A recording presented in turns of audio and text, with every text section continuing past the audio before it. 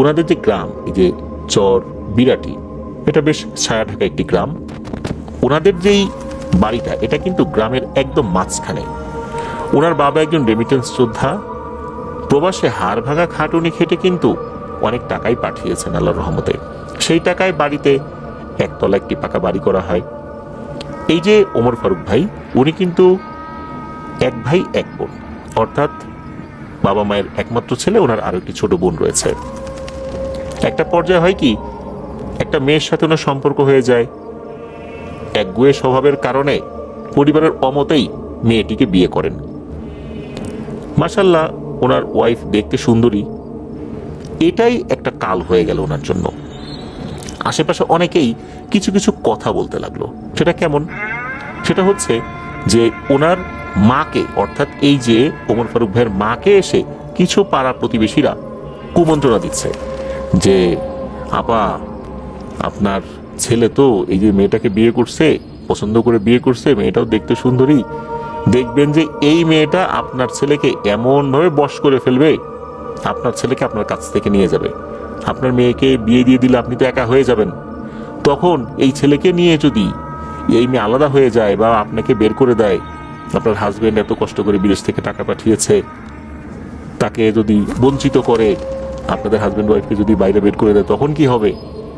সুযোগ থাকতে এই মেয়েকে কোনো একটা ব্যবস্থা করেন।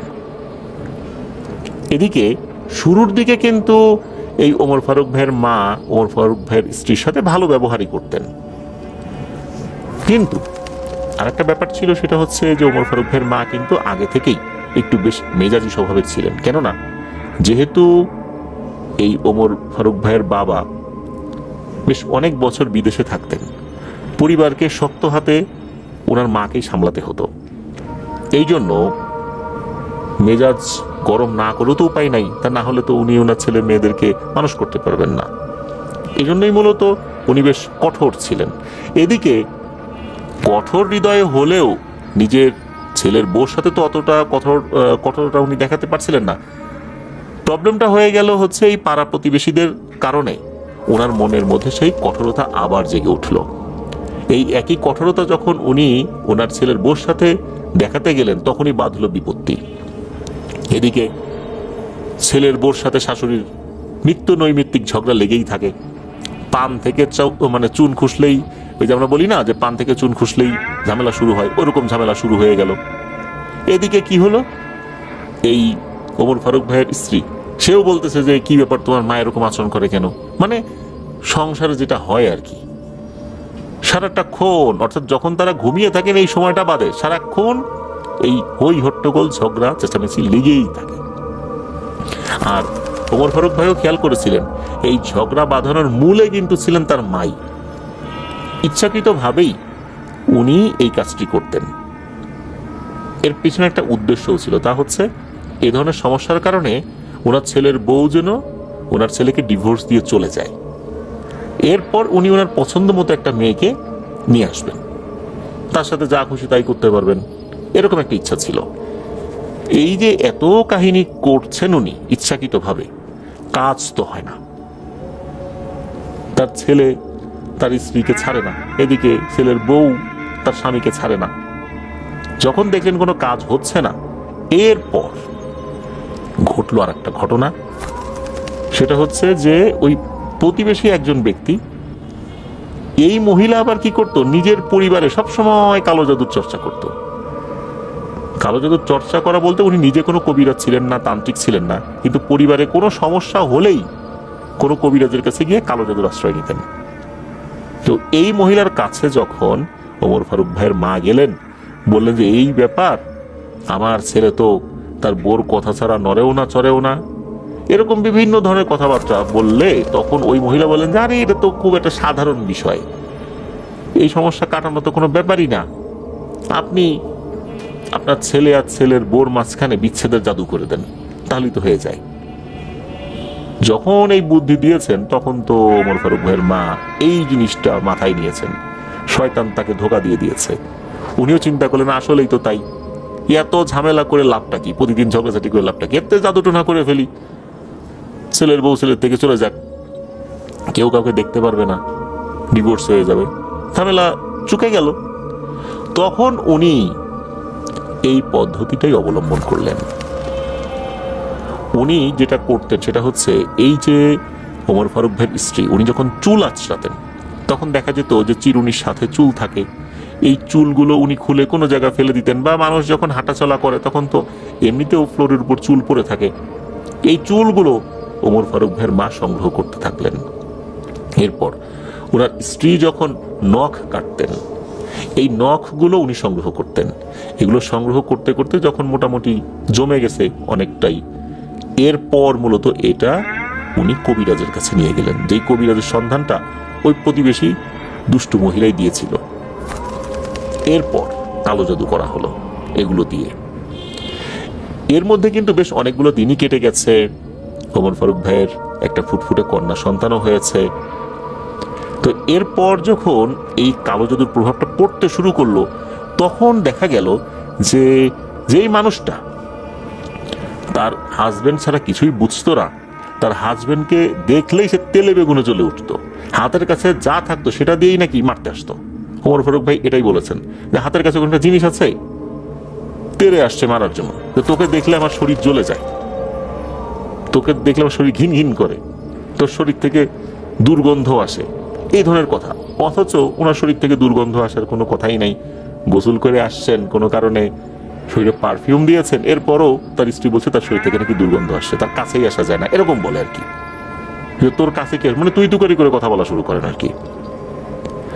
আর এই ধরনের কথাবার্তা যখন বলতেন, ওমর ফারুক ভাই এটাও খেয়াল করেছিলেন তার মা দূর থেকে হাসতো। যখনই দেখতেন যে এই ছেলে আর ছেলের বউ ঝগড়াঝাটি শুরু করেছে, ওই নাকি হাসতেন। এই হাসাহাসিটাও কিন্তু ওমর ফারুক ভাই নিজেও দেখেছিলেন। এদিকে কি করা, ওনার মা তো কিছু বলতেও পারছেন না। একবার হয় কি, ওনার যে মেয়ে, ওনার মেয়েটা তো মোটামুটি তখন বড় হয়ে গেছে, প্রায় তার বয়স 3 বছরের মতো। তার মানে এতগুলো বছর কিন্তু এভাবেই চলছে, এরকম ঝগড়াঝাটি, হই হট্টগোল, মারামারি এগুলো চলছেই। শুরুতে তো অতটা বুঝতে পারেন নাই যে এরকম জাদুটোনা বা এরকম কোনো কিছু হচ্ছে আর কি। একবার ওনার মেয়ে, তো আমরা নামটা বলছি না, যদিও উনি নামটা আমাদেরকে জানিয়েছেন, সে একদিন দুপুরবেলা খাবারের পর মায়ের সাথে শুয়ে আছে, বিশ্রাম নিচ্ছে। হঠাৎ করে দেয়ালের দিকে তাকিয়ে সে চিৎকার দিয়ে ওঠে। তার চিৎকারে তার মাও ঘুম থেকে উঠে যায়। কি হয়েছে? তখন মেয়েটা বলে ওঠে, সাপ আমাকে কামড় দিয়েছে। অনেকগুলো সাপ দেয়াল জুড়ে কিলবিল করছে। এখন দেয়াল জুড়ে তো আসলে সাপ কিলবিল করতে পারে না, টিকটিকি দৌড়াদৌড়ি করতে পারে, তেলাপোকা দৌড়াদৌড়ি করতে পারে, সাপ তো আর দেয়ালে এইভাবে কিলবিল করতে পারে না। হ্যাঁ, ফ্লোরে কিলবিল করতে পারে, কিন্তু মেয়েটা বলছে দেয়াল জুড়ে কিলবিল করছে, আর এই সাপই তাকে কামড় দিয়েছে। তখন ওমর ফারুক ভাই স্ত্রী দেখলেন যে সত্যি তার মেয়ের শরীরটা একবার লাল বর্ণ ধারণ করে, একবার নীল বর্ণ ধারণ করে। যখন এরকমটা হলো, মেয়েটা এভাবে বলছে, তখন সাথে সাথে এই ওমর ফারুক ভাইয়ের স্ত্রী ওমর ফারুক ভাইকে ফোন করে এই বিষয়টা বলেছেন। তখন ওমর ফারুক ভাইয়ের সন্দেহ লাগে, ঘটনাটা কি এরকম হয়তো আসলে অন্যরকম। সাথে সাথে কাছাকাছি থাকা, মানে ওই গ্রামেরই সম্পর্কে দাবি হয়, উনি টুকটাক কবিরাজি জানতেন আর কি, তার কাছে নিয়ে যেতে বলেন। কারণ তখন ওমর ফারুক ভাই বাসায় ছিলেন না, দ্রুত নিয়ে যেতে বলেন। নিয়ে যাওয়ার পর উনি ওই সময়ই চালুন, গামছা, কাঁচি, মাটির হাড়ি এগুলো দিয়ে বিশেষ একটা পদ্ধতিতে ওই মেয়েটাকে গোসল করিয়ে দেন। করানোর পরপরই নাকি আল্লাহর রহমতে মেয়েটা অনেকটাই সুস্থ হয়ে যায়। ওনাদের গ্রামে এই পদ্ধতিটাকে নাকি ধারানি দেওয়া বলে। এখন ধারানি দেওয়া এরকম পদ্ধতিকে ওনারা বলেন, অন্য এলাকায় কি বলে এটা আমরা জানি না, বা আমি জানি না অন্তত আপনাদের এলাকায় কি বলে। তো দাদি কিন্তু স্পষ্ট বলে দিলেন, তোদের বাড়িতে কালো জাদু করা হয়েছে, আমি তো বড় কবিরাজ না, এটা আমি ঠিক করতে পারবো না, ভালো কোনো হুজুর দেখাতে হবে। তো এই বিষয়টা যখন ওমর ফারুক ভাইকে বলা হলো, তখন ওমর ফারুক ভাই ওই শুরু থেকে শেষ পর্যন্ত সব কিছু মেলাতে থাকলেন যে এই যে অশান্তি, এরকম ঝামেলা, এটা তো নিশ্চয়ই কোনো একটা ব্যাপার রয়েছে। এরপর ওমর ফারুক ভাই ওনার এক বন্ধুর মাধ্যমে কয়েক কিলোমিটার দূরে একজন নাম করা কবিরাজের সন্ধান পেলেন। সেই কবিরাজের কাছে যাবেন, প্রস্তুতি নিচ্ছেন। আল্লাহর কি ইশারা, একদিন ওনাদের বালিশের একটা সাইড ফেটে গিয়েছিল। অনেক সময় দেখা যায় যে আমরা বালিশের উপর ঘুমাই, মাথার চাপে কোনো কারণে সাইডের যে সেলাই এটা খুলে যেতে পারে। তো এরকম একটা ঘটনা ঘটেছিল, ওই সেলাই খুলে ভেতর থেকে কিছু একটা বেরিয়ে এসেছে। সকালে উঠে ওনারা এই বিষয়টা যখন খেয়াল করেছেন, তখন নখ দিয়ে একটু টেনে বের করে দেখার চেষ্টা করছেন যে বিষয়টা কি, ওখানে কি আছে তুলার সাথে। তখন দেখেন যে এই যে নখ, কাটা নখ, তারপরে চুল, আবার এই চুলের সাথে আবার রক্ত মাখানো। মনে হচ্ছে কোনো প্রাণীর রক্ত দিয়ে ওই চুলটাকে রঞ্জিত করা হয়েছে। রক্ত শুকিয়ে যে কালো হয়ে যাবে তা না, মনে হচ্ছে তরতাজা রক্ত। তখন উনি চিন্তা করেন যে এই জিনিসগুলোর সাথে করে নিয়ে যাই। ওই জিনিসগুলোর সাথে করে ওই কবিরাজের কাছে ওনারা নিয়ে যান। ওই কবিরাজের নামটা বলেছেন ওমর ফারুক ভাই, তার নাম হচ্ছে লালন। যেহেতু উনি এই কবিরাজি বা ফকিরগিরি করেন, এই জন্য সবাই তাকে লালন ফকির নামে চেনেন। তো সেই লালন ফকিরের কাছে নিয়ে যাওয়া হয়। উনি এটা দেখার পর বিড়বিড় করে বেশ অনেকক্ষণই কিছু একটা পড়লেন। এরপর একটি বড় মাটির থালায় সরিষার তেল এবং পানি মিশিয়ে ওই যে নখ যেগুলো নিয়ে আসা হয়েছিল আর কি, সেগুলো ওর ভিতরে রাখা হলো। এরপর চুলগুলো ওখানে দেয়া হলো। এরপর ওই লালন ফকির কবিরাজ বলেছিলেন যে যে জাদুটা করা হয়েছে এটা নাকি নখ কেশ বন্ধন নামক এক কুফুরি বিদ্যা। রক্তমাখা যে নখগুলো মূলত অন্য একটা প্রাণীর, এটা যে কোন প্রাণী এটা উনি বলতে পারেননি, যে কোনো একটা প্রাণী হবে হয়তোবা, সাধারণত শূকর বা কুকুর বা পেঁচা এই টাইপের প্রাণীর রক্ত হতে পারে বলে উনি অনুমান করেছিলেন। মূলত এই যে চুলের সাথে ওই রক্ত মাখিয়ে নাকি 7টা গিট দেয়া হয়েছিল। মাথার চুলের সাথে 7টা গিট দিয়ে কোনো প্রাণীর রক্ত দ্বারা যে কালো জাদু করা হয়, এর মাধ্যমে নাকি মানুষের মস্তিষ্ক কাজ করে না, মস্তিষ্ককে নিয়ন্ত্রণ করা যায়। সে সবসময় একটা ঘোরের মধ্যে থাকবে, সে নিজেও বুঝতে পারবে না ঘটনাটা কি হয়েছে। এরপর এই কবিরাজ কি করেছিলেন, রূপার কাঁচি দিয়ে ওই চুলের গিটগুলো উনি ধীরে ধীরে ধীরে ধীরে কেটেছিলেন। আর ওই সময় উনি কিছু একটা পড়ছিলেন, কি পড়ছিলেন এটা বুঝতে পারেননি ওমর ফারুক ভাই। তারপর এই যে নখ যেগুলো ছিল, এই নখগুলো মাটির পাত্রে ভরে এর ভিতরে লবণ দিয়েছিলেন, তারপর কয়লার গুঁড়ো দিয়ে যেটা করেছিলেন সেটা হচ্ছে নদীর পানিতে এটা ভাসিয়ে দিতে বলেছিলেন। তারপর উনি একটা বিশেষ পানি দ্বারা এই ওই সময় আরেকটা জায়গায় গিয়ে, ওনাদের বাড়িতে তো যেখানে গোসল করা যায় আর কি, মহিলাদের যেই গোসল করার জায়গাটা, ওখানে পাঠিয়ে দিয়েছিলেন এবং বলেছিলেন ওমর ফারুক ভাইয়ের স্ত্রী যেন এখনই এই পানিতে গোসল করে। তো সেটাই উনি করেন। এরপর আল্লাহর অশেষ রহমতে এই সমস্যা কেটে যায়। দেখা যাচ্ছে ওনার স্ত্রী আবার স্বাভাবিক আচরণ করছেন ওমর ফারুক ভাইয়ের সাথে। তারপর বাচ্চা আবার কোনো কিছু দেখে না। বাচ্চা কিন্তু একটা সময় খাওয়া দাওয়াই ছেড়ে দিয়েছিল, খাওয়া দাওয়া করতে পারতো না ঠিকঠাক মতো। যাই হোক, আল্লাহর রহমতে অনেকটাই স্বাভাবিক হয়ে গিয়েছে। তবে ওমর ফারুক ভাই জানিয়েছেন যে এই যে পদ্ধতিটা ওনারা অবলম্বন করেছেন, এটা কিন্তু ওনার মা বুঝতে পারেননি। ওনার মা হয়তো বা এখনো এরকম কোনো কিছু করার চিন্তা করছেন, তবে যেহেতু হাজবেন্ড ওয়াইফ বুঝতে পেরেছেন যে ঘটনাটা এভাবে হয়েছে, এই জন্য ওনারা ওনার মায়ের সামনে এমন কোনো আচরণ করেন না যেটা দেখলে বোঝা যায় যে হাজবেন্ড ওয়াইফের মধ্যে মিল হয়ে গেছে। মানে বাহ্যিকভাবে এমন আচরণ করেন যাতে করে ওনার মা বুঝতে পারে যে হাজবেন্ড ওয়াইফের মধ্যে মিল নাই। তবে মা এবং ছেলের মধ্যে এই ঘটনার কারণে যে দূরত্ব সৃষ্টি হয়েছে, এটা কিন্তু কমেনি। ঘটনাটা যে অনেক আগের তা কিন্তু না, কারণ বাচ্চার বয়স এখন 5 বছরের কাছাকাছি। ঘটনার শুরুটা 2019 কি 20 সাল এরকম একটা সময় থেকে হয়েছিল আর কি। ওই যে লালন ফকির কবিরাজ উনি জানিয়েছিলেন যে এই ওমর ফারুক ভাইয়ের স্ত্রী যত্রতত্র চুলগুলো ফেলে দিতেন, নখ কেটে এলোমেলো ফেলে দিতেন, এই সুযোগটা কিন্তু পেয়ে গিয়েছিল এই ওমর ফারুক ভাইয়ের মা। সে সেই সুযোগের পরিপূর্ণ সদ্ব্যবহার করেছে। সদ্ব্যবহার বললে ভুল হবে, বদব্যবহার আর কি। প্রিয় লিসেনার্স, এটা কিন্তু আমাদের মাথায় রাখতে হবে। সেটা হচ্ছে এই যে আমরা এলোমেলো চুল কাটি, চুল কেটে ফেলে দেই, নখ কেটে ফেলে দেই, এটা কিন্তু উচিত নয়। এটা দিয়ে কালো জাদু করা খুবই সহজ। হয়তোবা কোনো মানুষ যদি নাও করে, আত্মীয় স্বজন নাও করে, জিনেরা কিন্তু এগুলো সংগ্রহ করে তারা কিন্তু কালো জাদুর চর্চা করে। কোনো মানুষ কালো জাদু না করলেও মানুষ কিন্তু আক্রান্ত হয়ে যেতে পারে। তাহলে করণীয় কি? নিয়ম হচ্ছে এগুলো মাটিতে পুঁতে ফেলা। এখন শহর এলাকায় আমরা মাটি পাবো কোথায়? এটাও তো সম্ভব না। তাহলে কি করণীয়? তাহলে আমরা যদি পানিতে ফেলে দেই বা কোথাও ফেলে দেই, যে কাজটি করব আউযু বিল্লাহি মিনাশ শাইতানির রাজিম বিসমিল্লাহির রহমানির রহিম, এটা 3 বার বলে অথবা বিসমিল্লাহির রহমানির রহিম 3 বার বলে, বা এরপরে যদি আপনি আয়াতুল কুরসি পড়তে পারেন বা অন্য কোনো দোয়া পড়তে পারেন সেটা পড়তে পারেন। এটা পড়ার পর এই চুল বা নখের উপরে 3 বার থুতু ছিটিয়ে আপনি ফেলে দিতে পারেন। এটা দিয়ে আর কোনো জাদুবিদ্যায় কাজ করা সম্ভব না বলেই রাফিরা বলে থাকেন। এটা হাদিস অনুযায়ী কি ধরনের ব্যাখ্যা আছে এটা আমি ঠিক বলতে পারবো না, এই জন্য আমাকে ক্ষমা করবেন। এই বিষয়ে যদি আপনাদের কোনো কিছু জানা থাকে আপনারা কমেন্ট সেকশনে জানাতে পারেন। যাই হোক, এই ঘটনার মাধ্যমে শিক্ষাটা এটাই, সেটা হচ্ছে যে আমরা চুল বা নখ এলোমেলো জায়গায় ফেলবো না। আল্লাহ আমাদেরকে বোঝার তৌফিক দান করুন, আল্লাহ আমাদেরকে হেফাজতে রাখুন। প্রিয় লিসেনার্স, এখন যে ঘটনাটি আপনাদের সাথে শেয়ার করব, এই ঘটনাটি আমাদেরকে পাঠিয়েছেন ডক্টর নাজমুল হোসেন ভাই।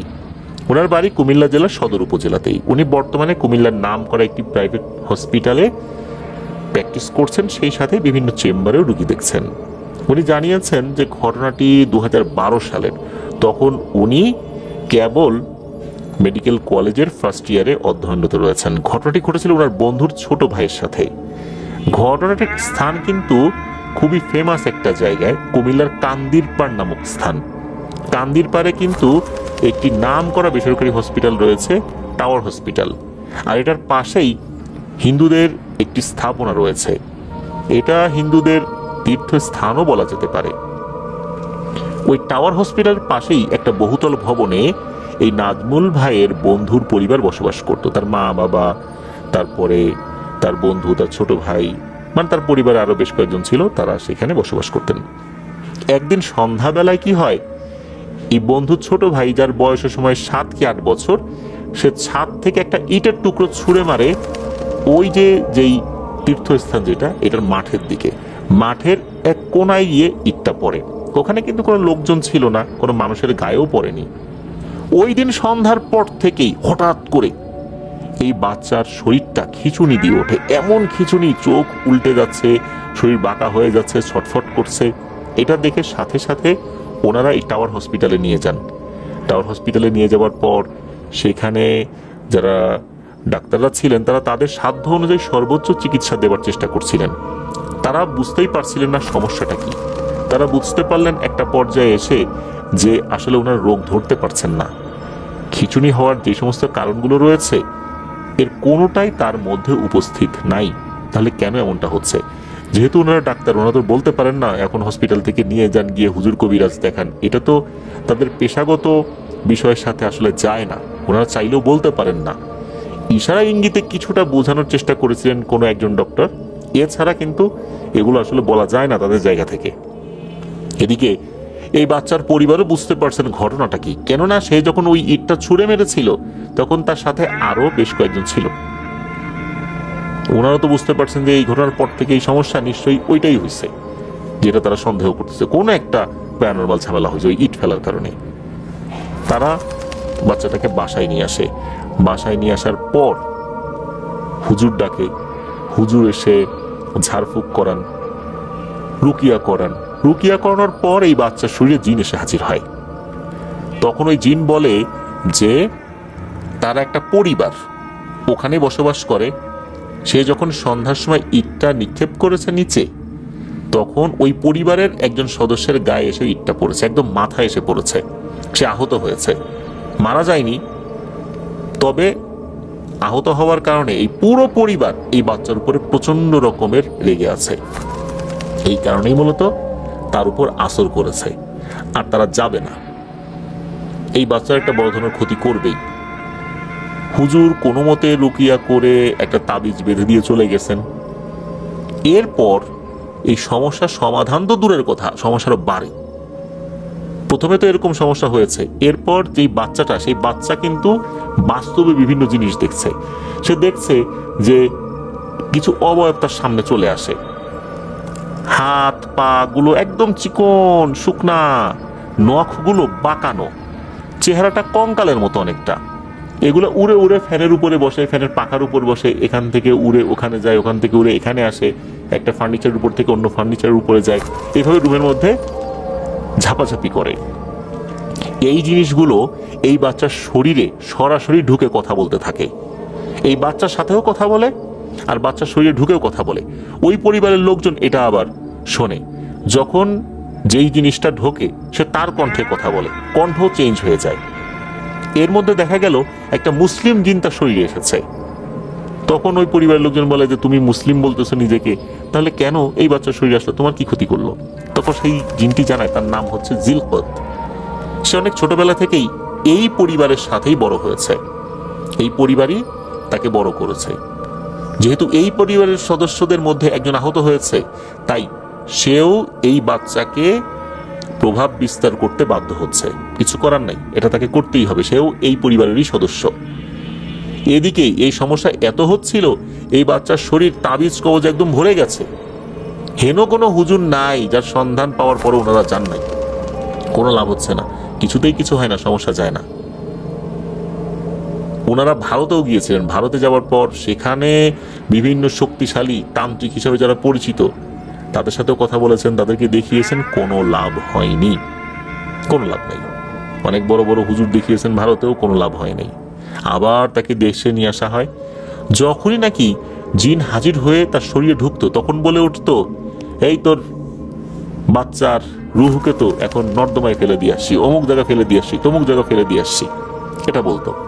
রুহ ফেলে দেয়া মানে এটা এমনটা বোঝানো হয়েছে যে যখনই বাচ্চার শরীরে ওই জিন ঢোকে, সাথে সাথে তো তার কোনো হুঁশ জ্ঞান থাকে না। তখন আমরা ঘুমালে যেভাবে আমাদের একটা রুহ বাইরে বেরিয়ে যায়, তখন তার রুহটাও নাকি বাইরে বেরিয়ে যেত। ওইটাকে ধরে তারা এমন এমন জায়গায় ফেলে দিয়ে আসতো। ওই বাচ্চা পরে বলতো যে আমি তো এমন জায়গায় ছিলাম, মানে ও কিন্তু আসলে ওই সময় কি কথা বলেছে এটা আর মনে করতে পারে না। সে ওই সময় ওই অবচেতন মনে কোথায় ছিল এটা সে অনুমান করতে পারে। সে নর্দমা বা বিভিন্ন জায়গার পাশে পড়েছিল এমনটা সে বলতে পারে। তো এরকম কিন্তু ঘটনা ঘটছিল, কোনো সমাধান হয় না। একবার হঠাৎ করেই এমন একটা অপরিচিত জিনের কণ্ঠস্বর ওই বাচ্চার কণ্ঠে ভেসে আসে, যেটা শোনার পর ওরা চমকে ওঠে, না এই কণ্ঠস্বরটা এত গম্ভীর, এত বয়স্ক কেন? কেননা ওই পরিবারে একটা বাচ্চা জিনও ছিল, সেও কিন্তু এই বাচ্চার উপর হাজির যখন হতো তখন কণ্ঠস্বরটা বাচ্চাদের মতো হয়ে যেত। বাচ্চাদের যেমন আচরণ, এই বাচ্চা ওরকম আচরণ করতো, কিন্তু এবারে সম্পূর্ণ ভিন্ন রকম মনে হচ্ছে। সালাম দিচ্ছে, সুন্দর করে কথা বলছে। তখন ওই জিনটা এমন কিছু তথ্য বলে যেটা শোনার পর ওনারা খুবই অবাক হয়ে যান। কেননা ওই জিনটা বলে যে সে নাকি সাহাবী জিন, তার বয়স অনেক, সে এখানে এসেছে বিশেষ একটা কারণে, এই বাচ্চার সমস্যাটা সমাধানের জন্য। ওই জিনটা সে এই হিন্দু জিন পরিবারের সাথে কথা বলে। হিন্দু জিন পরিবারটা একটা পর্যায়ে এই সাহাবী জিনের সম্মান মর্যাদা তার কথা চিন্তা করে এই বাচ্চার উপর থেকে তাদের প্রভাব কেটে দিতে রাজি হয়ে যায়। তবে একটা শর্ত দিয়ে দেয়, একটা না দুটো শর্ত। প্রথম শর্ত, কুমিল্লা শহরের আশেপাশে, কুমিল্লা শহর তো দূরের কথা, আশেপাশেও এরা থাকতে পারবে না, চলে যেতে হবে। শর্ত মঞ্জুর হয়ে গেল।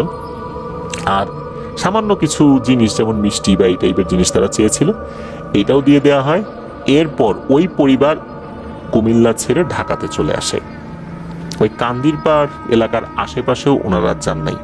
আবার যদি বিপদ হয়ে যায়, যেহেতু শর্তটা ওরকমই ছিল, তো ওই জিনটা ওই শর্তে রাজি হয়ে শেষ পর্যন্ত এই সমস্যার সমাধানে সক্ষম হন আলহামদুলিল্লাহ।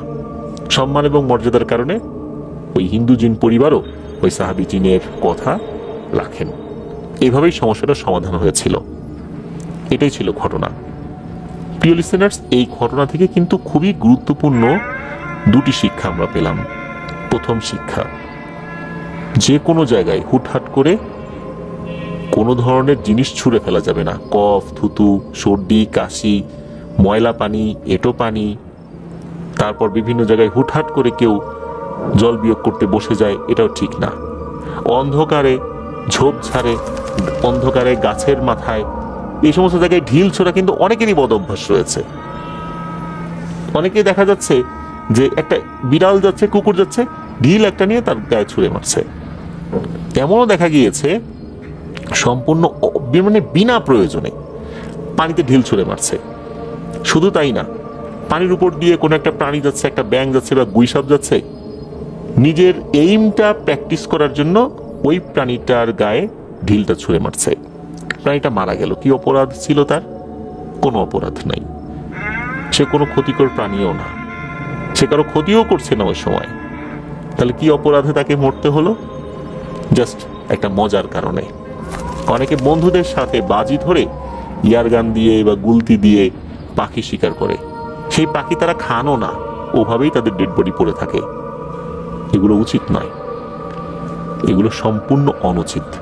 আল্লাহ তাআলা আমাদেরকে বুঝার তৌফিক দান করুন। এই ধরনের অভিশাপ যদি একবার লাগে, কোন রাকির রুকিয়াতে কিন্তু কাজ হবে না।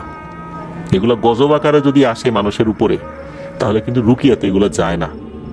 এগুলো তওবা ইস্তিগফার সাদাকার মাধ্যম দিয়ে এই জিনিসগুলো আল্লাহ যদি মাফ করেন তাহলে যেতে পারে। আল্লাহ আমাদেরকে হেফাজত করুন। ধন্যবাদ জানাচ্ছি নাজমুল হোসেন ভাইকে আপনার পাঠানো ঘটনার জন্য। আশা করি আপনার কাছ থেকে আর অনেক ঘটনা ইনশাআল্লাহ আমরা পাবো। প্রিয় লিসেনার্স, চলুন এখন যে ঘটনাটি আপনাদের সাথে শেয়ার করব, এই ঘটনাটি আমাদেরকে যিনি পাঠিয়েছেন ওনার নাম মোহাম্মদ মিজানুর রহমান। উনি একজন রেমিটেন্স যোদ্ধা ভাই, বর্তমানে রয়েছেন সৌদি আরবে। ওনার বাড়ি কুমিল্লা জেলার দেবিদ্বার উপজেলার বাগমারা গ্রামে। ঘটনাটি ওই গ্রামেই ঘটেছিল। সাল 2010 কি 11 এমনটাই বলেছেন। যেই ব্যক্তির সঙ্গে ঘটনাটি ঘটে সম্পর্কে এই মিজান ভাইয়ের কাকা হন, তার নাম হচ্ছে আলী আশরাফ। উনি কর্মসূত্রে সিলেটে থাকতেন পরিবার নিয়ে। তবে ঘটনাটি ঘটেছিল নিজ গ্রামেই। উনি ঈদের আগে 27 রমজান কি তার একদিন পর পরিবার নিয়ে সিলেট থেকে এই গ্রামে আসছেন আর কি। তো ওনার তো সিগারেট খাওয়ার বদ অভ্যাস ছিল। উনি তারাবির নামাজ পড়ার জন্য মসজিদে গিয়েছিলেন। তারাবির নামাজ শেষ করে মসজিদ থেকে যখন বের হয়েছেন, তখন ওখানে একটা জায়গায় চলে আসছেন। জায়গাটা যে খুব নির্জন এটাও বলা যাবে না, আবার যে অনেক লোকালয় এটাও বলা যাবে না, মানে মিডিয়াম টাইপের একটা জায়গা, খুব নির্জন না আর কি। তো উনি কি করেছেন, একটা জায়গায় আসছেন, যেহেতু এশার নামাজ শেষ, ওনার জল বিয়োগ করার প্রয়োজন হয়েছে। তো উনি চিন্তা করলেন যে আগে একটা সিগারেট খেয়ে নেই, এরপর জল বিয়োগ করে বাড়ির দিকে চলে যাই। ওই সময় কিন্তু যেই জায়গাটাতে উনি দাঁড়িয়েছিলেন আশেপাশে পানি ছিল, পানি বলতে আশেপাশে ডোবা ছিল, সেখানে পানি ছিল। তো উনি একটা জায়গায় দাঁড়িয়ে সিগারেট খাচ্ছিলেন। এরপর উনি যখন জল বিয়োগ করার জন্য মাত্র একটা জায়গায় বসছেন, পাশেই ডোবা ছিল, সাথে সাথে ওনার কাছে মনে হলো কেউ যেন ওনার ঘাড়ের উপর চেপে ধরে ধাক্কা দিয়ে ওই ডোবার মধ্যে ফেলে দিয়েছে। এরপর ওই পানিতে ওনাকে ইচ্ছা মতো চুবাচ্ছে। এদিকে উনি চিৎকার চেঁচামেচি করার চেষ্টা করছেন। ওই সময় আবার কি হয়েছে, আরো কিছু মানুষজন তারাবির নামাজ শেষ করে ওই পথ দিয়ে যাচ্ছিলেন। ওনারা পানির মধ্যে পানির যে খলখল আওয়াজ এরকম শুনতে পান। ওনাদের সন্দেহ লাগে, ঘটনা কি, এরকম শব্দ হয় কেন, আবার গোঙানিরও আওয়াজ আসছে। তখন ওনারা হাতে থাকা টর্চ লাইট জ্বালিয়ে দেখেন যে ওইখানে একজন ব্যক্তি। ইনস্ট্যান্ট ওনারা আসলে চিনতে পারেন নাই, মানে হঠাৎ করে পানির মধ্যে কোনো ব্যক্তি যদি ডুবে থাকে বা ওরকম যদি ডুব দিয়ে ওঠে কেবল, তখন তো আসলে সাথে সাথে মানে তাৎক্ষণিকভাবে তো বোঝা মুশকিল হয়ে যায় যে এটা আসলে কে। ওনারা একটু কাছে যাবার পর বুঝতে পেরেছিলেন। তখন ওনারা দ্রুত ওইখানে নামেন। একজন প্রথমে নেমেছিলেন, তারপর আরো লোকজন চলে আসে, ওনারাও চিৎকার চেঁচামেচি করছিলেন, আরো লোকজন চলে আসে। এরপর ওখান থেকে তাকে উঠিয়ে বাড়িতে নিয়ে যাওয়া হয়। আশেপাশে তো হই হট্টগোল পড়ে যায় যে এরকম ঘটনা ঘটেছে। তখন দেখা গেল যে অনেক লোকজনই চলে আসছেন, তার জ্ঞান ফেরানোর জন্য চেষ্টা করা হচ্ছে, কোনোভাবে জ্ঞান ফিরছে না। মসজিদের হুজুরকে ডাকা হয়, উনি বেশ ভালো মানের রুকিয়া জানতেন। তো উনি আসার পর ঝাড়ফুঁক করছেন, কাজ হয় না, সারা রাত কোনো কাজ হয়নি। দিনের বেলাতে আবার আসছেন, কাজ হয়নি। তখন উনি বললেন ঠিক আছে, এশার নামাজের পর আমি আবার আসবো, আশা করি এরপর ইনশাল্লাহ কাজ হবে। এর মধ্যেও কিন্তু ওনার জ্ঞান ফিরে নেন। এশার নামাজের পর হুজুর আবার আসেন। হুজুর আবার আসার পর উনি বলেন যে যেই জিনটা এই কাজটি করেছে ওই জিনের সাথে উনি কথা বলেছেন। মূলত ওই জিনটা এই পথ দিয়ে যাচ্ছিল। হঠাৎ করেই উনি যে সিগারেট ধরিয়ে সিগারেটের দম দিচ্ছিলেন, অর্থাৎ সিগারেট খাচ্ছিলেন, ধোঁয়া ছাড়ছিলেন, এই কারণে জিনটা ওই পথ দিয়ে যেতে পারছিল। ওখানেই জিনটা দাঁড়িয়ে আছে, তার সিগারেট খাওয়া শেষ হলে সে যেতে পারবে। সে আবার ঘুরে যে অন্য দিক দিয়েও যাবে এটাও সে পারছিল না, কারণ সে ওই পথ দিয়েই চলাচল অভ্যস্ত। সিগারেট খাওয়া শেষ হবার পর ধোঁয়া তো চারদিকে তখনও কিছুটা থাকে, ধোঁয়া একদম বাতাসের সাথে মিলিয়ে বিভিন্ন জায়গায় ছড়িয়ে যেতেও তো অল্প কিছুটা সময় লাগে। উনি এইটুকু সময়ও দেন নাই, মানে ধোয়াটা ছাড়া শেষ করেই উনি জল বিয়োগ করার জন্য বসে গেছেন। যখনই জল বিয়োগ করেছেন তখন নাকি এই জল বিয়োগের ছিটে ফোঁটা ওই জিনের শরীরে লেগেছে। তখনই সে খেপে গেছে যে তোর জন্য এতক্ষণ দাঁড়ায় থাকলাম, আমি যেতে পারলাম না, আর তুই একটু সময়ও দিলি না, তুই এখনই বসে গেলি এই জায়গায়। তখন নাকি তাকে ওখানে মেরেই ফেলতো। ওই সময় লোকজন চলে আসার কারণে সে ছেড়ে দিয়েছে। হুজুর নাকি তাকে অনুরোধ করেছিলেন, হুজুরের অনুরোধ সে রাখবে বলেছে, কোনো কিছু চায় নাই যে আমাকে এটা দিতে হবে ওটা দিতে হবে, কিছু চায় নাই। এরপর নাকি সে চলে গেছে, হুজুর এমনটাই সে বলেন, এবং উনি বলেন যে হ্যাঁ এখন সে সুস্থ হয়ে যাবে। হুজুর কিছু রুকিয়া করে দেন, কিছু পানি পড়া দেন। এরপর অল্প সময় যাওয়ার পরই এই আলী আশরাফ কাকার জ্ঞান ফেরে। দেখা গেল আলী আশরাফ কাকা উনি ভালো করে কথা বলতে পারছেন না, ওনার একটা পা ভালো করে চলছে না। হুজুর বললেন যে ঠিক হয়ে যাবে আস্তে আস্তে। উনি কথা বলতে গেলে ভালো করে বোঝা যেত না যে উনি কিভাবে কথা বলছেন, একদম কাছ থেকে ভালো করে শুনলে বোঝা যেত। অর্থাৎ ওনার মুখেও কিন্তু জড়তা চলে এসেছিল, যার কারণে ওনার কথা সবাই বুঝতে পারতো না। খুব খেয়াল করে শুনলে বোঝা যেত। উনি ঠিকঠাক মতো হাঁটতেও পারতেন না, লাঠিতে ভর দিয়ে হাঁটার চেষ্টা করতেন। এক রাতে ঘটে একটা ঘটনা, সেটা হলো যে ওনাদের ঘরে আগুন লেগে যায়, দাউ দাউ করে আগুন জ্বলছে। গ্রাম এলাকা তো, আগুন লাগলে কিন্তু সবাই চলে আসে, চতুর্দিক থেকে লোকজন চলে আসে, কি হয়েছে কি হয়েছে, আগুন নিভাতে হবে, যার কাছে যেটা আছে সেটা নিয়েই সবাই এগিয়ে আসার চেষ্টা করেন। তারা আসতে আসতেই দেখে একটা ঘটনা, সেটা হলো যে এই যে কাকি অর্থাৎ কাকার যিনি স্ত্রী, আগুন লাগার পর উনি তো তাড়াহুড়া করে পানি খুঁজছেন, কিন্তু এর ভিতরে দেখেন যে এই আশরাফ কাকা উনি খাটের উপর বসে খিলখিল করে বিশ্রীভাবে হাসছেন, অথচ চতুর্দিকে আগুন জ্বলছে। ওনার স্ত্রী ওই সময়ে যতটুকু পেরেছেন পানি ঢেলেছেন, পরিবারের অন্য সদস্যরাও চেষ্টা করেছেন, আর ওই সময় তো অনেক লোকজন চলেই আসে, ততক্ষণ অবশ্য আগুন নিয়ন্ত্রণে চলে আসে। কাকা ওভাবে কেন হাসছিলেন এটা কিন্তু কারো বোধগম্য হচ্ছে না, কারণ তার তো এখন সমস্যা থাকার কথা না, ওই দিনটা তো চলে গেছে। এর কয়েকদিন পর কাকার পরিবার থেকে সিলেটে চলে যান বেশ কয়েকজন। উদ্দেশ্য একটা ছিল, সেটা হচ্ছে কাকা সিলেটের যে এলাকায় থাকতেন ওখানে নাকি একটা বিশেষ গোষ্ঠী আছে, তারা বিভিন্ন ধরনের ঝাড়ফুঁক করে, তবে ঝাড়ফুঁক করার পদ্ধতিটাও বেশ অদ্ভুত। তারা ঢোল এই টাইপের জিনিস নিয়ে বাদ্যবাজনা করে ঝাড়ফুঁক করেন, তাতে নাকি বিভিন্ন মানুষের কিছু কাজও হয়েছে। এই কারণেই চাচার পরিবার, চাচার স্ত্রীও উনি তো এই বিষয়টা দেখেছিলেন, যখন পরিবারের সাথে আলোচনা করেছিলেন তারাও বলেন যে ঠিক আছে সেটা হাঁটতে পারছে না, দেখা যাক কোনো সমস্যার সমাধান হয় কিনা, কারণ এদের ঝাড়ফুঁকে নাকি শরীর অবশ হয়ে যাওয়া থেকে অনেকেই নাকি মুক্তি পেয়েছেন, বা অবশ হয়ে গিয়েছিল ঠিক হয়ে গেছে, এমন নজির আছে বা উদাহরণ আছে বলে ওনারা যেহেতু জানতেন, এই জন্যই মূলত চাচাকে ঝাড়ফুঁক করানোর জন্য ওদেরকে নিয়ে আসার একটা চেষ্টা করেছিলেন। যেহেতু তাদেরকে চিনতেন, ওই ঠিকানা অনুযায়ী যান, তাদেরকে নিয়েও আসেন এই গ্রামে, এই বাগমারা গ্রামে নিয়েও আসা হয়। তারা আসার পর জানান যে 7 দিন এই কাজ করতে হবে, শুধু রাতের বেলা। প্রথম রাতে যেটা হলো সেটা হলো এই উঠোনের মাঝখানে একটা গর্ত করা হলো, চাচাকে কোমর পর্যন্ত মাটিতে পুঁতে দিয়ে চতুর্দিকে অর্থাৎ কোমরের যে চতুর্দিকে নরম মানে আলগা মাটি না রেখে ওখানে মাটি দিয়ে লেপে দেওয়া হয়। তারপর 7টা আমের পাতা আরো কিছু জিনিস দিয়ে ওই অদ্ভুত বিচিত্র পদ্ধতিতে নাচ গান করে ঢোল তবলা বাজিয়ে ঝাড়ফুঁকের চেষ্টা চলছে। প্রথম রাতে এভাবে হয়। দ্বিতীয় দিন যখন কাজ চলছিল তখন কাজ শেষও হয়ে গিয়েছে, তারপর আবার ওখান থেকে তো তুলে ফেলা হয়েছে।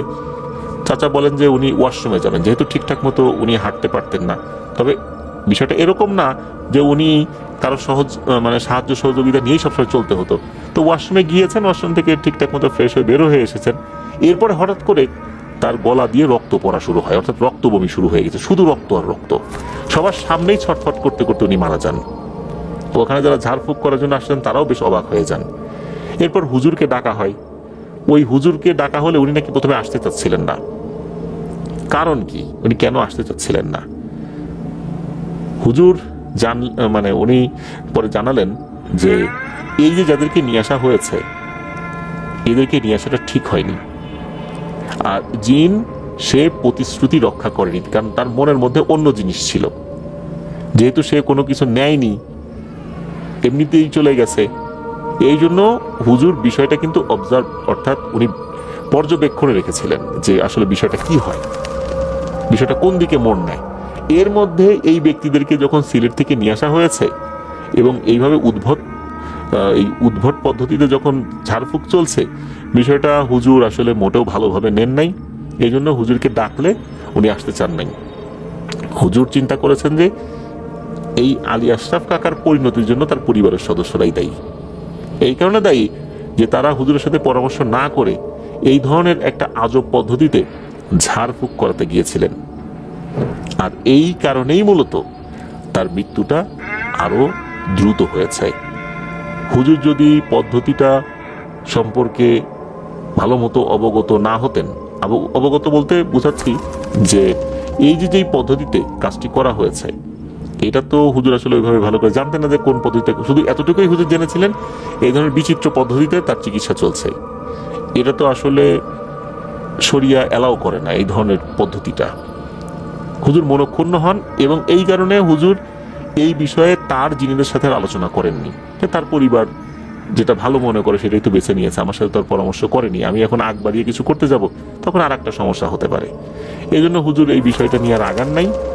পরবর্তীতে যখন এই দুর্ঘটনা ঘটলো, হুজুর মন খারাপ করে উনি আর এদিকে আসতেও চান না। হ্যাঁ, এসেছিলেন, পরে এসেছিলেন, উনি বললেন যে আসলে জিনটা সে আবার ফেরত এসেছিল। সে এসে মূলত যে কাজটি করেছে, শুরুর দিকে সে খুব একটা সুযোগ পাচ্ছিল না। এই ধরনের উদ্ভট পদ্ধতিতে যখন চিকিৎসা শুরু করা হয়, তখন কাকার শরীরের বাইরে থাকা যে একটা নিরাপত্তা বেষ্টনী রুকিয়ার মাধ্যমে করা হয়েছিল সেটা ভেঙে যায়। কাকা যখন ওয়াশরুমে গিয়েছেন তখন ওই জিনটা তার শরীরের মধ্যে ঢুকে সবকিছু নষ্ট করে দিয়ে চলে গেছে। ওয়াশরুম থেকে বের হওয়ার পরই এই কারণে কাকার মৃত্যু হয়েছে। তো এটাই ছিল ঘটনা। এটা নাকি ওই বাগমারা গ্রামের অনেকেই জানেন। এটাও আমাদেরকে জানিয়েছেন যে এই ঘটনার পর চতুর্দিকে এই ঘটনার যেই বিষয়বস্তু কিভাবে হয়েছে সবার মুখে মুখে ছড়িয়ে গিয়েছিল। প্রিয় লিসেনার্স, আমরা কিন্তু সবসময় বলি, আমরা বলি বিষয়টা এটা না, রাসূলুল্লাহ সাল্লাল্লাহু আলাইহি ওয়াসাল্লাম কিন্তু এই বিষয়ে সতর্ক করেছেন আমাদেরকে। ফলদার বা ছায়াদার গাছের তলায়, গর্তের ভেতরে, এলোমেলো কোনো জায়গায় আমরা যেন কোনো নাপাকি না ফেলি, এতে কিন্তু বিপদ হতে পারে। এটাই কিন্তু হয়েছে, আর এটাই হয়, অনেক সময় হয়। আল্লাহ আমাদেরকে সতর্ক থাকার তৌফিক দান করুন। প্রিয় লিসেনার্স, এখন যে ঘটনাটি আপনাদের সাথে শেয়ার করবে, এই ঘটনাটি আমরা পেয়েছি একজন রেমিটেন্স যোদ্ধা ভাইয়ের কাছ থেকে। ওনার কাছ থেকে এর আগে আমরা ঘটনা পেয়েছিলাম। উনি বিভিন্ন সময় অডিও ক্লিপ আকারে আমাদেরকে ঘটনা পাঠিয়েছেন, তবে এবারে উনি ঘটনা লিখে পাঠিয়েছেন। ওনার নাম রাকিব। উনি বর্তমানে সৌদি আরবের জেদ্দাতে রয়েছেন, আর ওনার দেশের বাড়ি নরসিংদী জেলার মনোহরদী উপজেলার গোতাশিয়া ইউনিয়নের গোতাশিয়া গ্রামে। ঘটনাটি ওনার মামার সাথে ঘটেছিল। মামার নাম আরিফ। ছোটবেলা থেকেই আরিফ মামা ভীষণ সাহসের ডানপিটে। নানিবাড়ি এলাকায় নানার কিন্তু অনেক জমি জমা, আর তার মধ্যে ধানি জমি ছিল, সবজির জমি ছিল। সবজির জমিগুলো ছিল মূলত ধানি জমির থেকে বেশ উঁচু। দেখা যেত যে শশা, মূলা, বিভিন্ন ধরনের সবজি সেখানে চাষ করা হতো। এই সবজির জমিগুলো পাহারা দেওয়ার জন্য মামাকে রাতের বেলা ওই জমির আশেপাশে থাকতে হতো। সবজি চুরি করার জন্য কিন্তু অনেক চোর সারা রাত ঘুর ঘুর ঘুর ঘুর করত। আর তাছাড়া আরো একটা ব্যাপার ছিল, সেটা হচ্ছে যে সেচ পাম্প বা স্যালো মেশিন, এটাও তো ছিল। যার কারণে এই সেচ পাম্প দিয়ে যে পানিগুলো বের হবে, এটা কোন জমিতে যাবে, কতটুকু পানি দিতে হবে, এটাও তো রাতের বেলা মেনটেন করতে হয়। এই দায়িত্বটাও কিন্তু এই আরিফ মামারই ছিল। এই কারণে এই রাতভর নির্জন মাঠেই তাকে থাকতে হতো। পাহারার জায়গার পাশেই ছিল এক বিশাল পুরনো আম গাছ। এই আম গাছ কেন্দ্রিক ঘটনা কিন্তু অনেক রয়েছে। তো যাই হোক, মামা তো রাতের বেলা এই জমি পাহারা দিচ্ছে, গাছের নিচে ঘুমায়। তো বরাবরের মতো এক রাত্রে উনি ওই গাছের নিচে নিশ্চিন্তে ঘুমিয়ে আছেন। ওনার যে পাহারার জায়গা, এই পাহারার জায়গার যে কাছেই ছিল ফকিরপাড়া ঈদগাহ মাঠ। মামাদের জমির থেকে 5 মিনিটের দূরত্বে এই মাঠটা। আর এই মাঠের একদম লাগোয়া রয়েছে একটা পুরনো কবরস্থান। মামা কি করতেন, মাঝে মাঝেই ওই কবরস্থানের কাছে গিয়ে জল বিয়োগ করে আসতেন। সন্ধ্যাবেলা আর কি, যেদিন ঘটনা ঘটে আর কি, সন্ধ্যাবেলা প্রতিদিনের মতোই লাঠি আর কিছু শুকনো খাবার নিয়ে তো জমিতে গিয়েছিলেন উনি। রাত তখন গভীর, চারপাশ নিঝুম, শুধু স্যালো মেশিনের একটানা শব্দ আর ঝিঝি পোকার ডাক শোনা যাচ্ছে। মামা তো ওই আম গাছের নিচে বসে ঘুমাচ্ছেন। হঠাৎ করে ওনার ঘুম ভেঙে যায়। উনি দেখতে পান দূর থেকে ধবধবে সাদা কাপড় পরা এক দীর্ঘকায় অবয়ব তার দিকে হেঁটে আসছে। মামা প্রথমে চিন্তা করেছেন ঘুম থেকে জেগেছেন তো, চোখে মনে হয় ভুলভাল কিছু দেখছেন, কিন্তু না, উনি দেখলেন ঠিকই ওই লোকটা হেঁটে আসছে। আস্তে আস্তে লোকটা কাছে চলে আসলো, এসে গম্ভীর গলায় বলে উঠলো, আরিফ তুই এখান থেকে চলে যা। মামা ভাবলেন এই লোক নিশ্চয়ই কোনো চোর হবে, তাকে ভয় দেখাচ্ছে। মামা ভয় পেয়ে চলে গেলে তো এই লোকটা সবজি ক্ষেত থেকে ইচ্ছা মতো সবজি চুরি করে নিয়ে চলে যাবে। এই কারণে মামা পাল্টা ধমক দিয়ে বললেন যে আপনার এখানে কাজটা কি? আমি তো আমার সবজি ক্ষেত পাহারা দিই, আপনি কি করেন? যান, আপনি আপনার কাছে যান। এই কথা শোনার পর লোকটার কথা না বাড়িয়েই ঠিক যেভাবে এসেছিল উল্টো দিকে ঘুরে হাঁটতে হাঁটতে চলে গেল। অবাক করা বিষয় হলো, বেশ কিছু দূর যাবার পর জ্যোৎস্না ভরা পরিষ্কার ফসলি মাঠের মধ্যেই লোকটা হঠাৎ করে ভ্যানিশ হয়ে গেল। মামা বিষয়টাকে পাত্তাই দিলেন না, উনি আবার ঘুমিয়ে পড়েন। বেশ খানিকক্ষণ উনি ঘুমান। এরপর ঘুম থেকে উঠে ওই যে সেচ পাম্প, যেটা এই সেচ পাম্প দিয়ে যে পানি বের হচ্ছে, কতটুকু পানি কোন জমিতে গিয়েছে এটা দেখার জন্য যে ড্রেনগুলো রয়েছে, যেদিক দিয়ে পানিগুলো বের হয় আর কি, ওগুলো চেক করার জন্য উনি ওই দিকটাতে গিয়েছেন। যখন ওই দিকটাতে গিয়েছেন উনি খেয়াল করেন যে পানি যেদিক দিয়ে যাচ্ছে, এই নালা বা ড্রেন আমরা যেটাই বলি, এটার এক পাশে মামার দিকে পিঠ দিয়ে কেউ বসে আছে, মনে হচ্ছে পানিতে কেউ হাত পা ধুচ্ছে। মামা তো চিৎকার দিয়ে বলে ওঠে, এই কেউ ওখানে রে। একবার বলতেই ওই জিনিসটা উঠে দাঁড়ায়, দাঁড়িয়ে ধীরে ধীরে মামার দিকে ঘুরে দাঁড়ায়। তখন মামা যেটা দেখতে পান, এটা দেখার সাথে সাথে মামার রক্ত হিম হয়ে যায়। ওই জিনিসটা 10 থেকে 12 ফুট লম্বা হবে, হাড় জিরজিরে, হাত পা লিকলিকে, কিন্তু পেটটা অস্বাভাবিক রকমের বড়। আর সবচেয়ে ভয়ঙ্কর ছিল তার মুখ।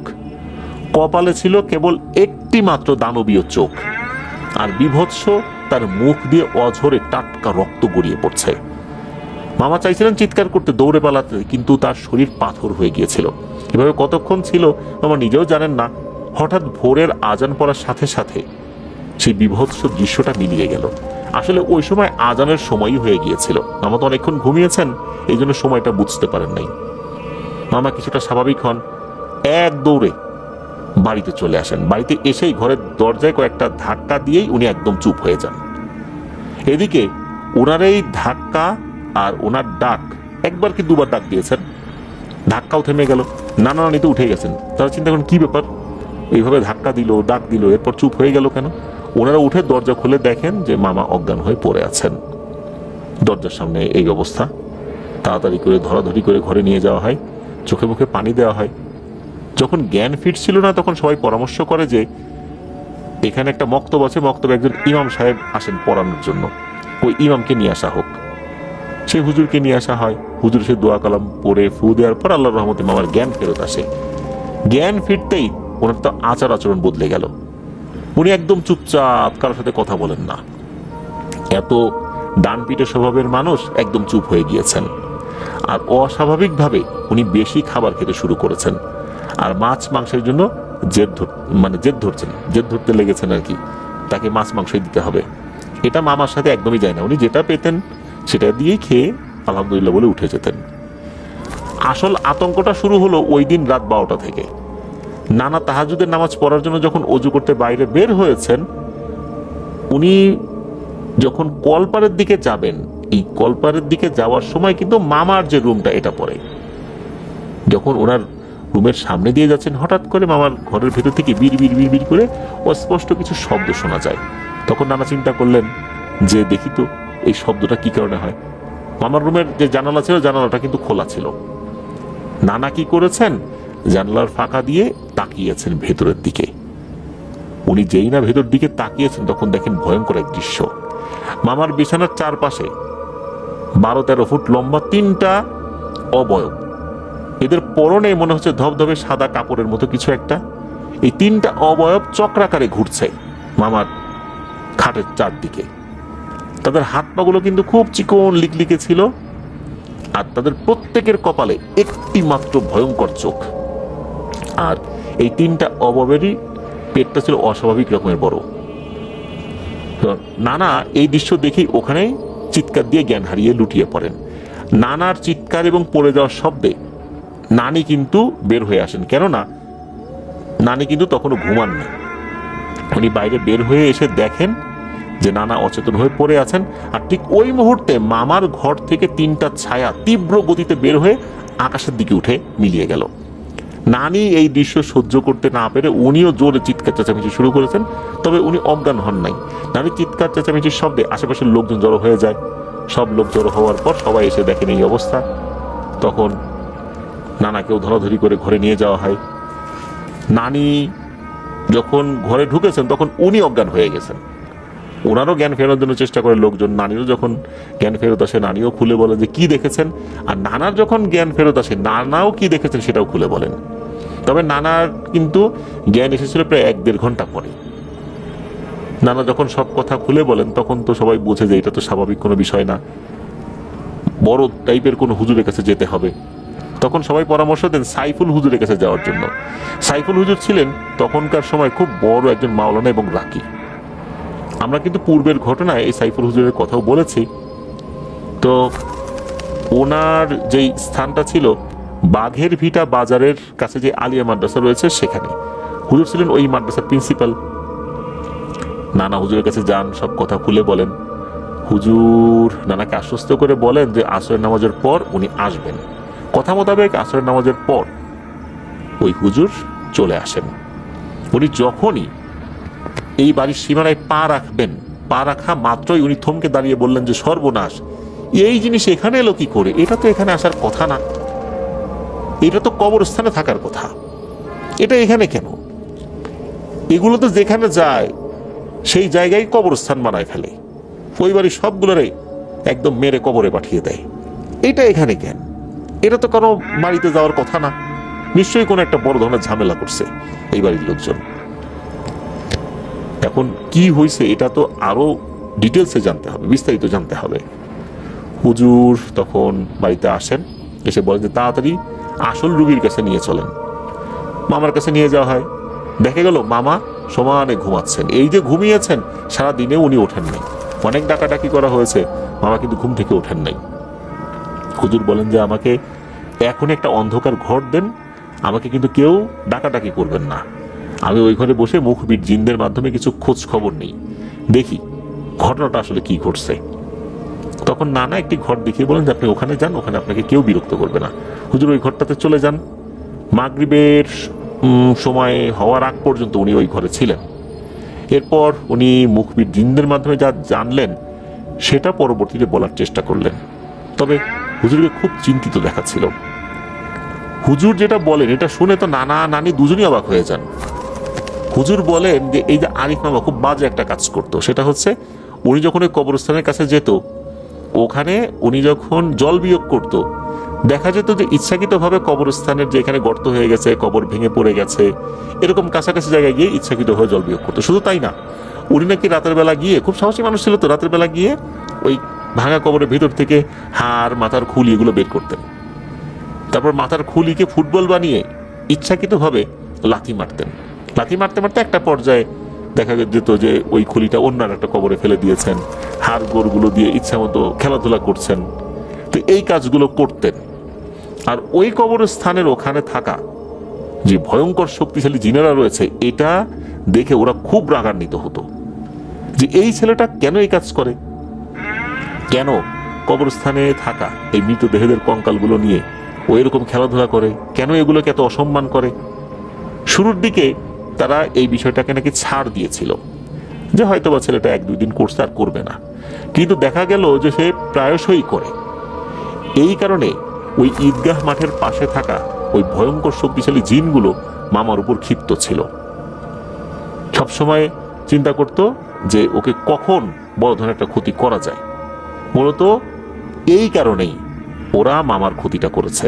তবে ওই রাত্রে যেই সাদা কাপড় পরা যে অবয়বটাকে মামা দেখেছিল, উনি একটা ভালো জিন ছিলেন। উনি বুঝতে পেরেছিলেন যে এই ছেলেটার বিশাল একটা বিপদ হতে যাচ্ছে। এই বিপদ শুধু এই ছেলের উপর হবে না, এর পুরো পরিবার এটা ভোগ করবে।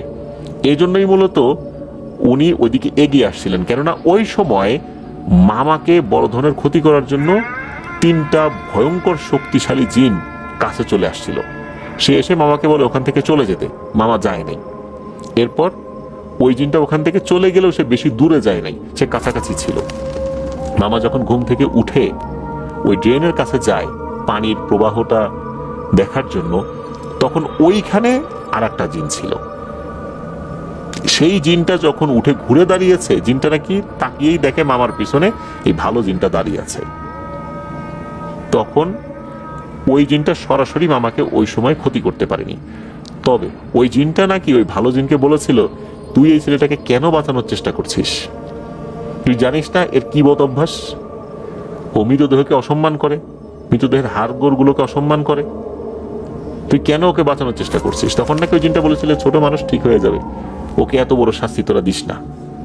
তবে এই ভালো জিনটা কিন্তু এই শক্তিশালী জিনদের গোত্রেরও কেউ ছিল না, তারা ভিন্ন গোত্রের, শুধু অনুরোধ করতে এসেছিল।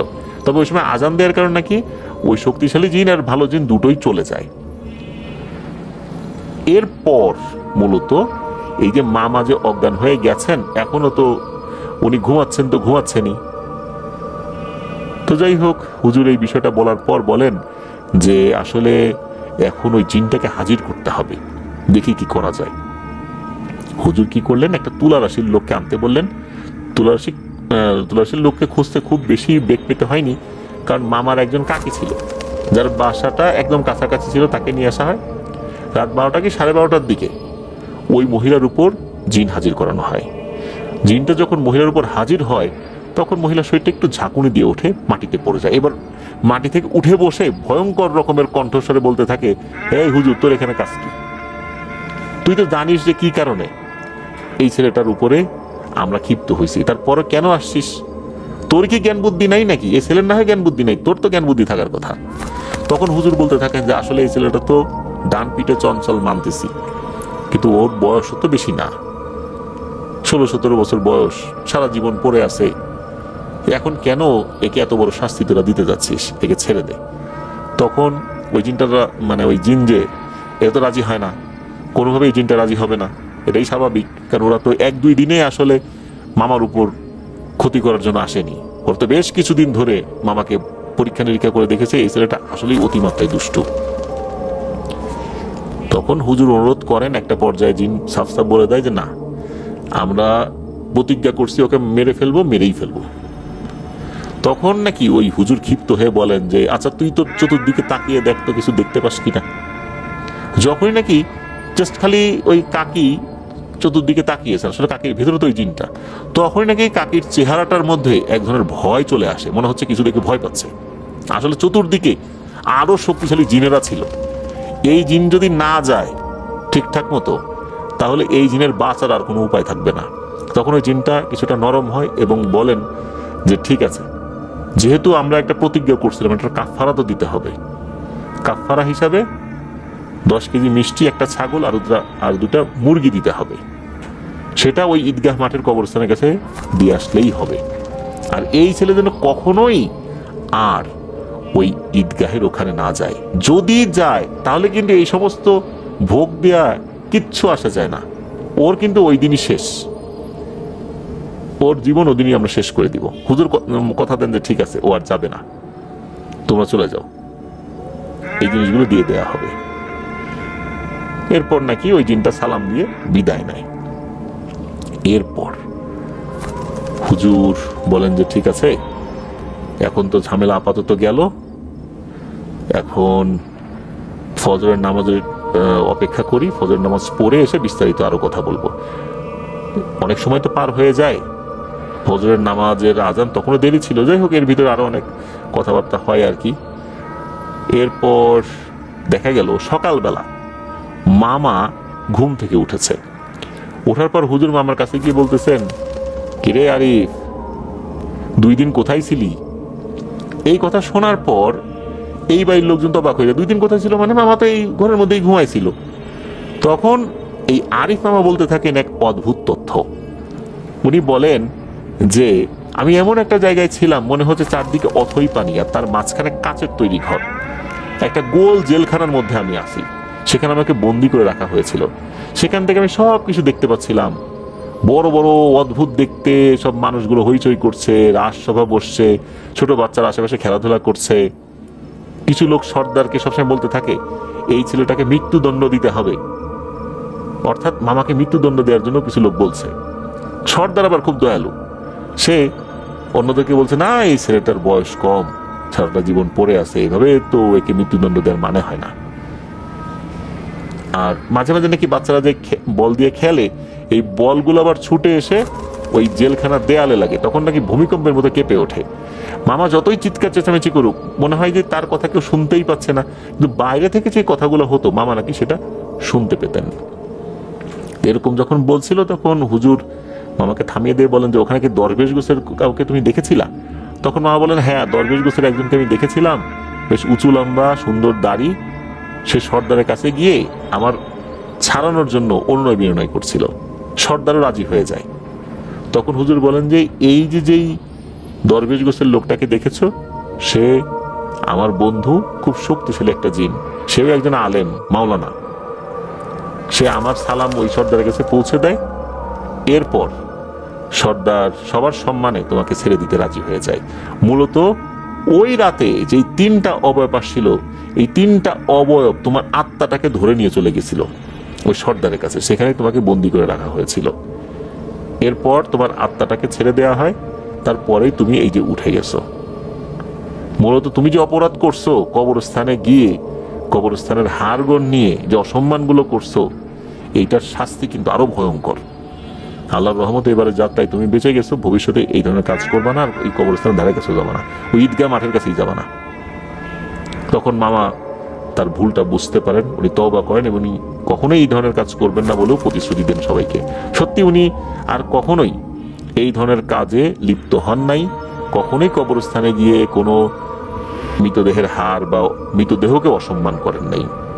এখনো উনি এভাবেই আছেন, ভালো আছেন, সুস্থ স্বাভাবিক আছেন, আলহামদুলিল্লাহ। এটাই ছিল ঘটনা।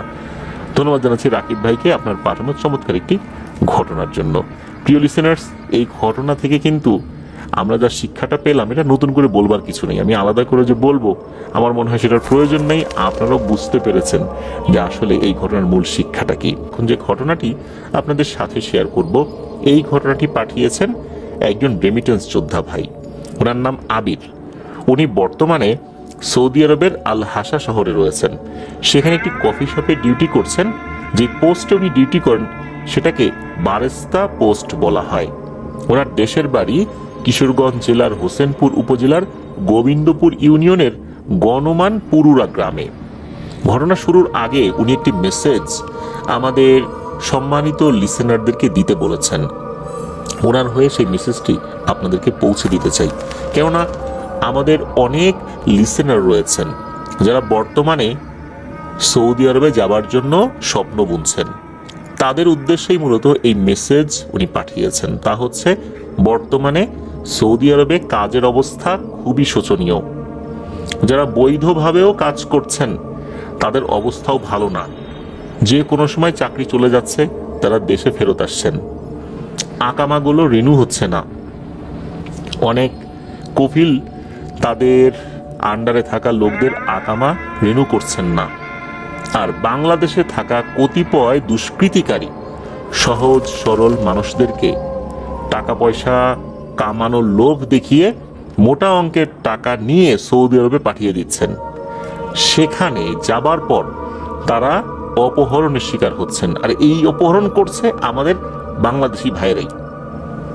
তারা তাদেরকে অজ্ঞাত একটা স্থানে নিয়ে গিয়ে সেখানে গিয়ে ভিডিও কলের মাধ্যমে তার পরিবারের সাথে কথা বলছেন, আর ভিডিও কলে আমাদের এই সহজ সরল ভাইদেরকে অকথ্য নির্যাতনের দৃশ্যগুলো দেখাচ্ছেন তাদের পরিবারকে। তাদের কাছ থেকে মোটা অঙ্কের টাকা আবার হাতিয়ে নিচ্ছেন। এই কারণে আবির ভাই জানিয়েছেন এই মুহূর্তে সৌদি আরবে না আসতে। পরিস্থিতি ভালো হলে তখন আসা যাবে, আপাতত সৌদি আরবের অবস্থা ভালো না। প্রিয় লিসেনার্স, ওনার এই তথ্যের সাথে আমি একমত। কেননা আমি নিজেও যখন এই সৌদি আরবে কিছুদিন আগে গিয়েছিলাম, আমাদের খুব কাছের একজন ভাই, আমি যখন সৌদি আরবে গিয়েছি 3বার গিয়েছি আলহামদুলিল্লাহ, তখন সেই ভাই আব্দুল মাজেদ ভাই সবসময় আমার সাথে ছিলেন, প্রতিটা সময়। মাজেদ ভাই জানিয়েছেন উনি যে বেকারিতে কাজ করেন সেখানে প্রায় ২৬ বছর ধরে একজন বাংলাদেশি মুরব্বী কাজ করতেন। হঠাৎ করেই তার কফিল তাকে না করে দেয়। উনি যখন জানতে পারলেন যে তার আর চাকরি এখানে করা হচ্ছে না, তার মাথায় যেন আকাশ ভেঙে পড়ে। কেননা পরিবারে তখনও উনি একমাত্র উপার্জনক্ষম ব্যক্তি, পরিবারে খরচ বেড়েছে, অনেকগুলো কাজে হাত দিয়েছেন। এখন যদি এই কাজটি না থাকে, ওনাকে চলে আসতে হয়, তখন কি হবে? ওনাকে খুরুজ দিয়ে, অর্থাৎ উনি একবারে দেশে চলে আসবেন এমনভাবে দেশে চলে আসতে হবে তাকে। এটাই হয়েছে। মালিকের এত পুরনো বিশ্বস্ত মানুষকেও মালিক ছেড়ে দিতে বাধ্য হয়েছেন। এটা কিন্তু মাজেদ ভাই আমাকে বলেছেন। তো মাজেদ ভাইও বলছিলেন যে কোনো সময় তাদের মতো অনেককেই চলে আসতে হতে পারে, যদিও বা তাদের সমস্ত কাগজপত্র বৈধ, আকামা ঠিক আছে, সব ধরনের কাগজপত্র ঠিক আছে, কিন্তু এরকম সমস্যা হচ্ছে বর্তমানে। আশা করছি আমাদের সম্মানিত লিসেনারদের মধ্যে যারা প্রবাস জীবনে যেতে চাচ্ছেন, স্পেশালি সৌদি আরবে, তারা এখন যে কথাগুলো বললাম আশা করি আপনারা বুঝতে পেরেছেন। চলুন ঘটনায় চলে যাই। সাল 2011 ডিসেম্বর মাস, শীত পড়েছে। ওই সময় এই আবির ভাই এসএসসি পরীক্ষার জন্য ভালো করে প্রস্তুতি নিচ্ছেন। ওনাদের যে এলাকাটা, বিশেষ করে গ্রামটা, বর্ষাকালে মনে হয় ছোট্ট একটা দ্বীপ, চারদিকে পানি আর পানি। ওনাদের বাড়ির পেছন দিকে 2টা বিল আর 3 দিক দিয়ে বিস্তীর্ণ ধানি জমি। দক্ষিণ দিকে জমির উপর দিয়ে সোজা একটা লম্বা রাস্তা, যেটা মেইন রোডের সাথে যুক্ত হয়েছে। শীতকালে নাকি এতই কুয়াশা পড়ে মনে হয় যেন আশেপাশে সাদা আকাশ। আকাশের দিকে তাকালেও আকাশটাও সাদা দেখা যায়, কুয়াশায় সামনে পিছনে সব জায়গায় সাদা দেখা যায়। উনি যেখানে লেখাপড়া করেছেন সেই স্কুলের নাম হচ্ছে 31 নং লুলিকান্দি উচ্চ বিদ্যালয়, যেটা ওনাদের বাড়ি থেকে 1 কিলোমিটার দূরে। ওনাদের বাড়ি থেকে দুদিক দিয়ে যাওয়া যায়। মেইন রোড দিয়ে গেলে তখন সময়টা একটু বেশি লাগে, আবার বাড়ির পশ্চিম দিক দিয়ে খালের উপর দিয়ে যে বাঁশের একটা সাঁকো রয়েছে, ওই দিক দিয়ে গেলে একটু তাড়াতাড়ি যাওয়া যায়। 2 মাস পরে এসএসসি পরীক্ষার ডেট দিয়ে দিয়েছে। গণিত প্রাইভেটের জন্য একজন স্যারের কাছে ওনারা প্রাইভেট পড়তেন, আর এই প্রাইভেটের সময়টা ছিল সকাল 6:30টায়। ঘটনার আগের দিন রাতে জলদি করে খাওয়া দাওয়া শেষ করে আগে ভাগে শুয়ে পড়েছেন। তখন ওনার চাচাতো ভাই রাত 10টার দিকে এসে ওনাকে ডাকছেন, বলছেন যে আবির, ব্যাডমিন্টন খেলবা না? উনি তখন বললেন যে শুয়ে পড়ছি, তোরা খেল, আজকে আমি খেলবো না। ওই দিন অবশ্য শীতটা একটু কম ছিল, কুয়াশাও কম ছিল, পূর্ণিমার চাঁদ ছিল আকাশে, চারদিকে বেশ আলোকিত ছিল। এখন শীতের রাত্রে তো ব্যাডমিন্টন খেলার একটা পারফেক্ট সময়। উনি তো শুয়ে পড়েছেন, সকালে আবার প্রাইভেট পড়তে যেতে হবে, অনেক রাত পর্যন্ত খেললে তো সকালে প্রাইভেট পড়তে যেতে পারবেন না। এই চিন্তা করে উনি আর ওঠেন নাই। আবির ভাইয়ের বাবা কিন্তু ওই এলাকার রানিং মেম্বার। আবির ভাই আলাদা রুমে ঘুমান, ওনার বাবা মাঝে মাঝেই রাত করে বাড়িতে ফেরেন, কেননা যেহেতু মেম্বার, বিভিন্ন জায়গায় সালিশ থাকে, বিভিন্ন আলাপ আলোচনা থাকে। বাড়িতে যখন উনি আসেন একটু লেটই হয়ে যায়। উনি যখন বাড়িতে আসছেন তখন দুধের মালাই নিয়ে আসছেন। ওনাকে ডাকছেন, এই আবির ওঠ, দুধের মালাই খেয়ে যা। তো উনি উঠেছেন। উনি উঠে দেখেন যে ওনার বাবার সাথে এক পাগল বসে আছে। সেই পাগলের নাম হচ্ছে হবি। স্থানীয়ভাবে ওই পাগল হবি পাগল নামে পরিচিত। এই হবি পাগলের বাড়ির সামনে দিয়েই কিন্তু এই আবির ভাইকে স্কুলে যেতে হয়। তার বাড়ির সামনে উঠানে কিন্তু অনেক বড় একটা কাঁঠাল গাছ রয়েছে। সে ওই কাঁঠাল গাছের শিকড়ের উপরে অধিকাংশ সময় বসে থাকে। কি দিন কি রাত তার কাজই হচ্ছে ওই শিকড়ের উপরে বসে থাকা। যখনই নাকি আবির ভাইকে উনি দেখতেন তখনই হবি পাগল বলে উঠতেন, হে আবির, তোকে ধর্মু, তোকে ধর্মু, আমার মেয়ের সাথে তোর বিয়া দিন। আসলে এই হবি পাগল বিয়ে শাদী করেন নাই, উনি পাগল তো এরকম করে মজা করতেন। এই আবির ভাইয়ের সাথে। আবির ভাইও বিরক্ত হয়ে এই পাগলকে ঢিল দিতেন, গালিগালাজ করতেন। তো এই হবি পাগলকে ওনার বাবা সাথে করে বাড়িতে নিয়ে আসছেন, এটা দেখে তো আবির ভাই বিরক্ত হয়েছেন। ওনার বাবাকে বলতেছেন যে এই লোকটারে বাড়ি আনছো কেন, আমার খালি বিরক্ত করে। তখন এই আবির ভাইয়ের বাবা বলছেন, দেখলাম আসার সময় যে একটা কালভার্টের উপরে বসে আছে, নিয়ে আসলাম, খাওয়া দাওয়া করে চলে যাবে।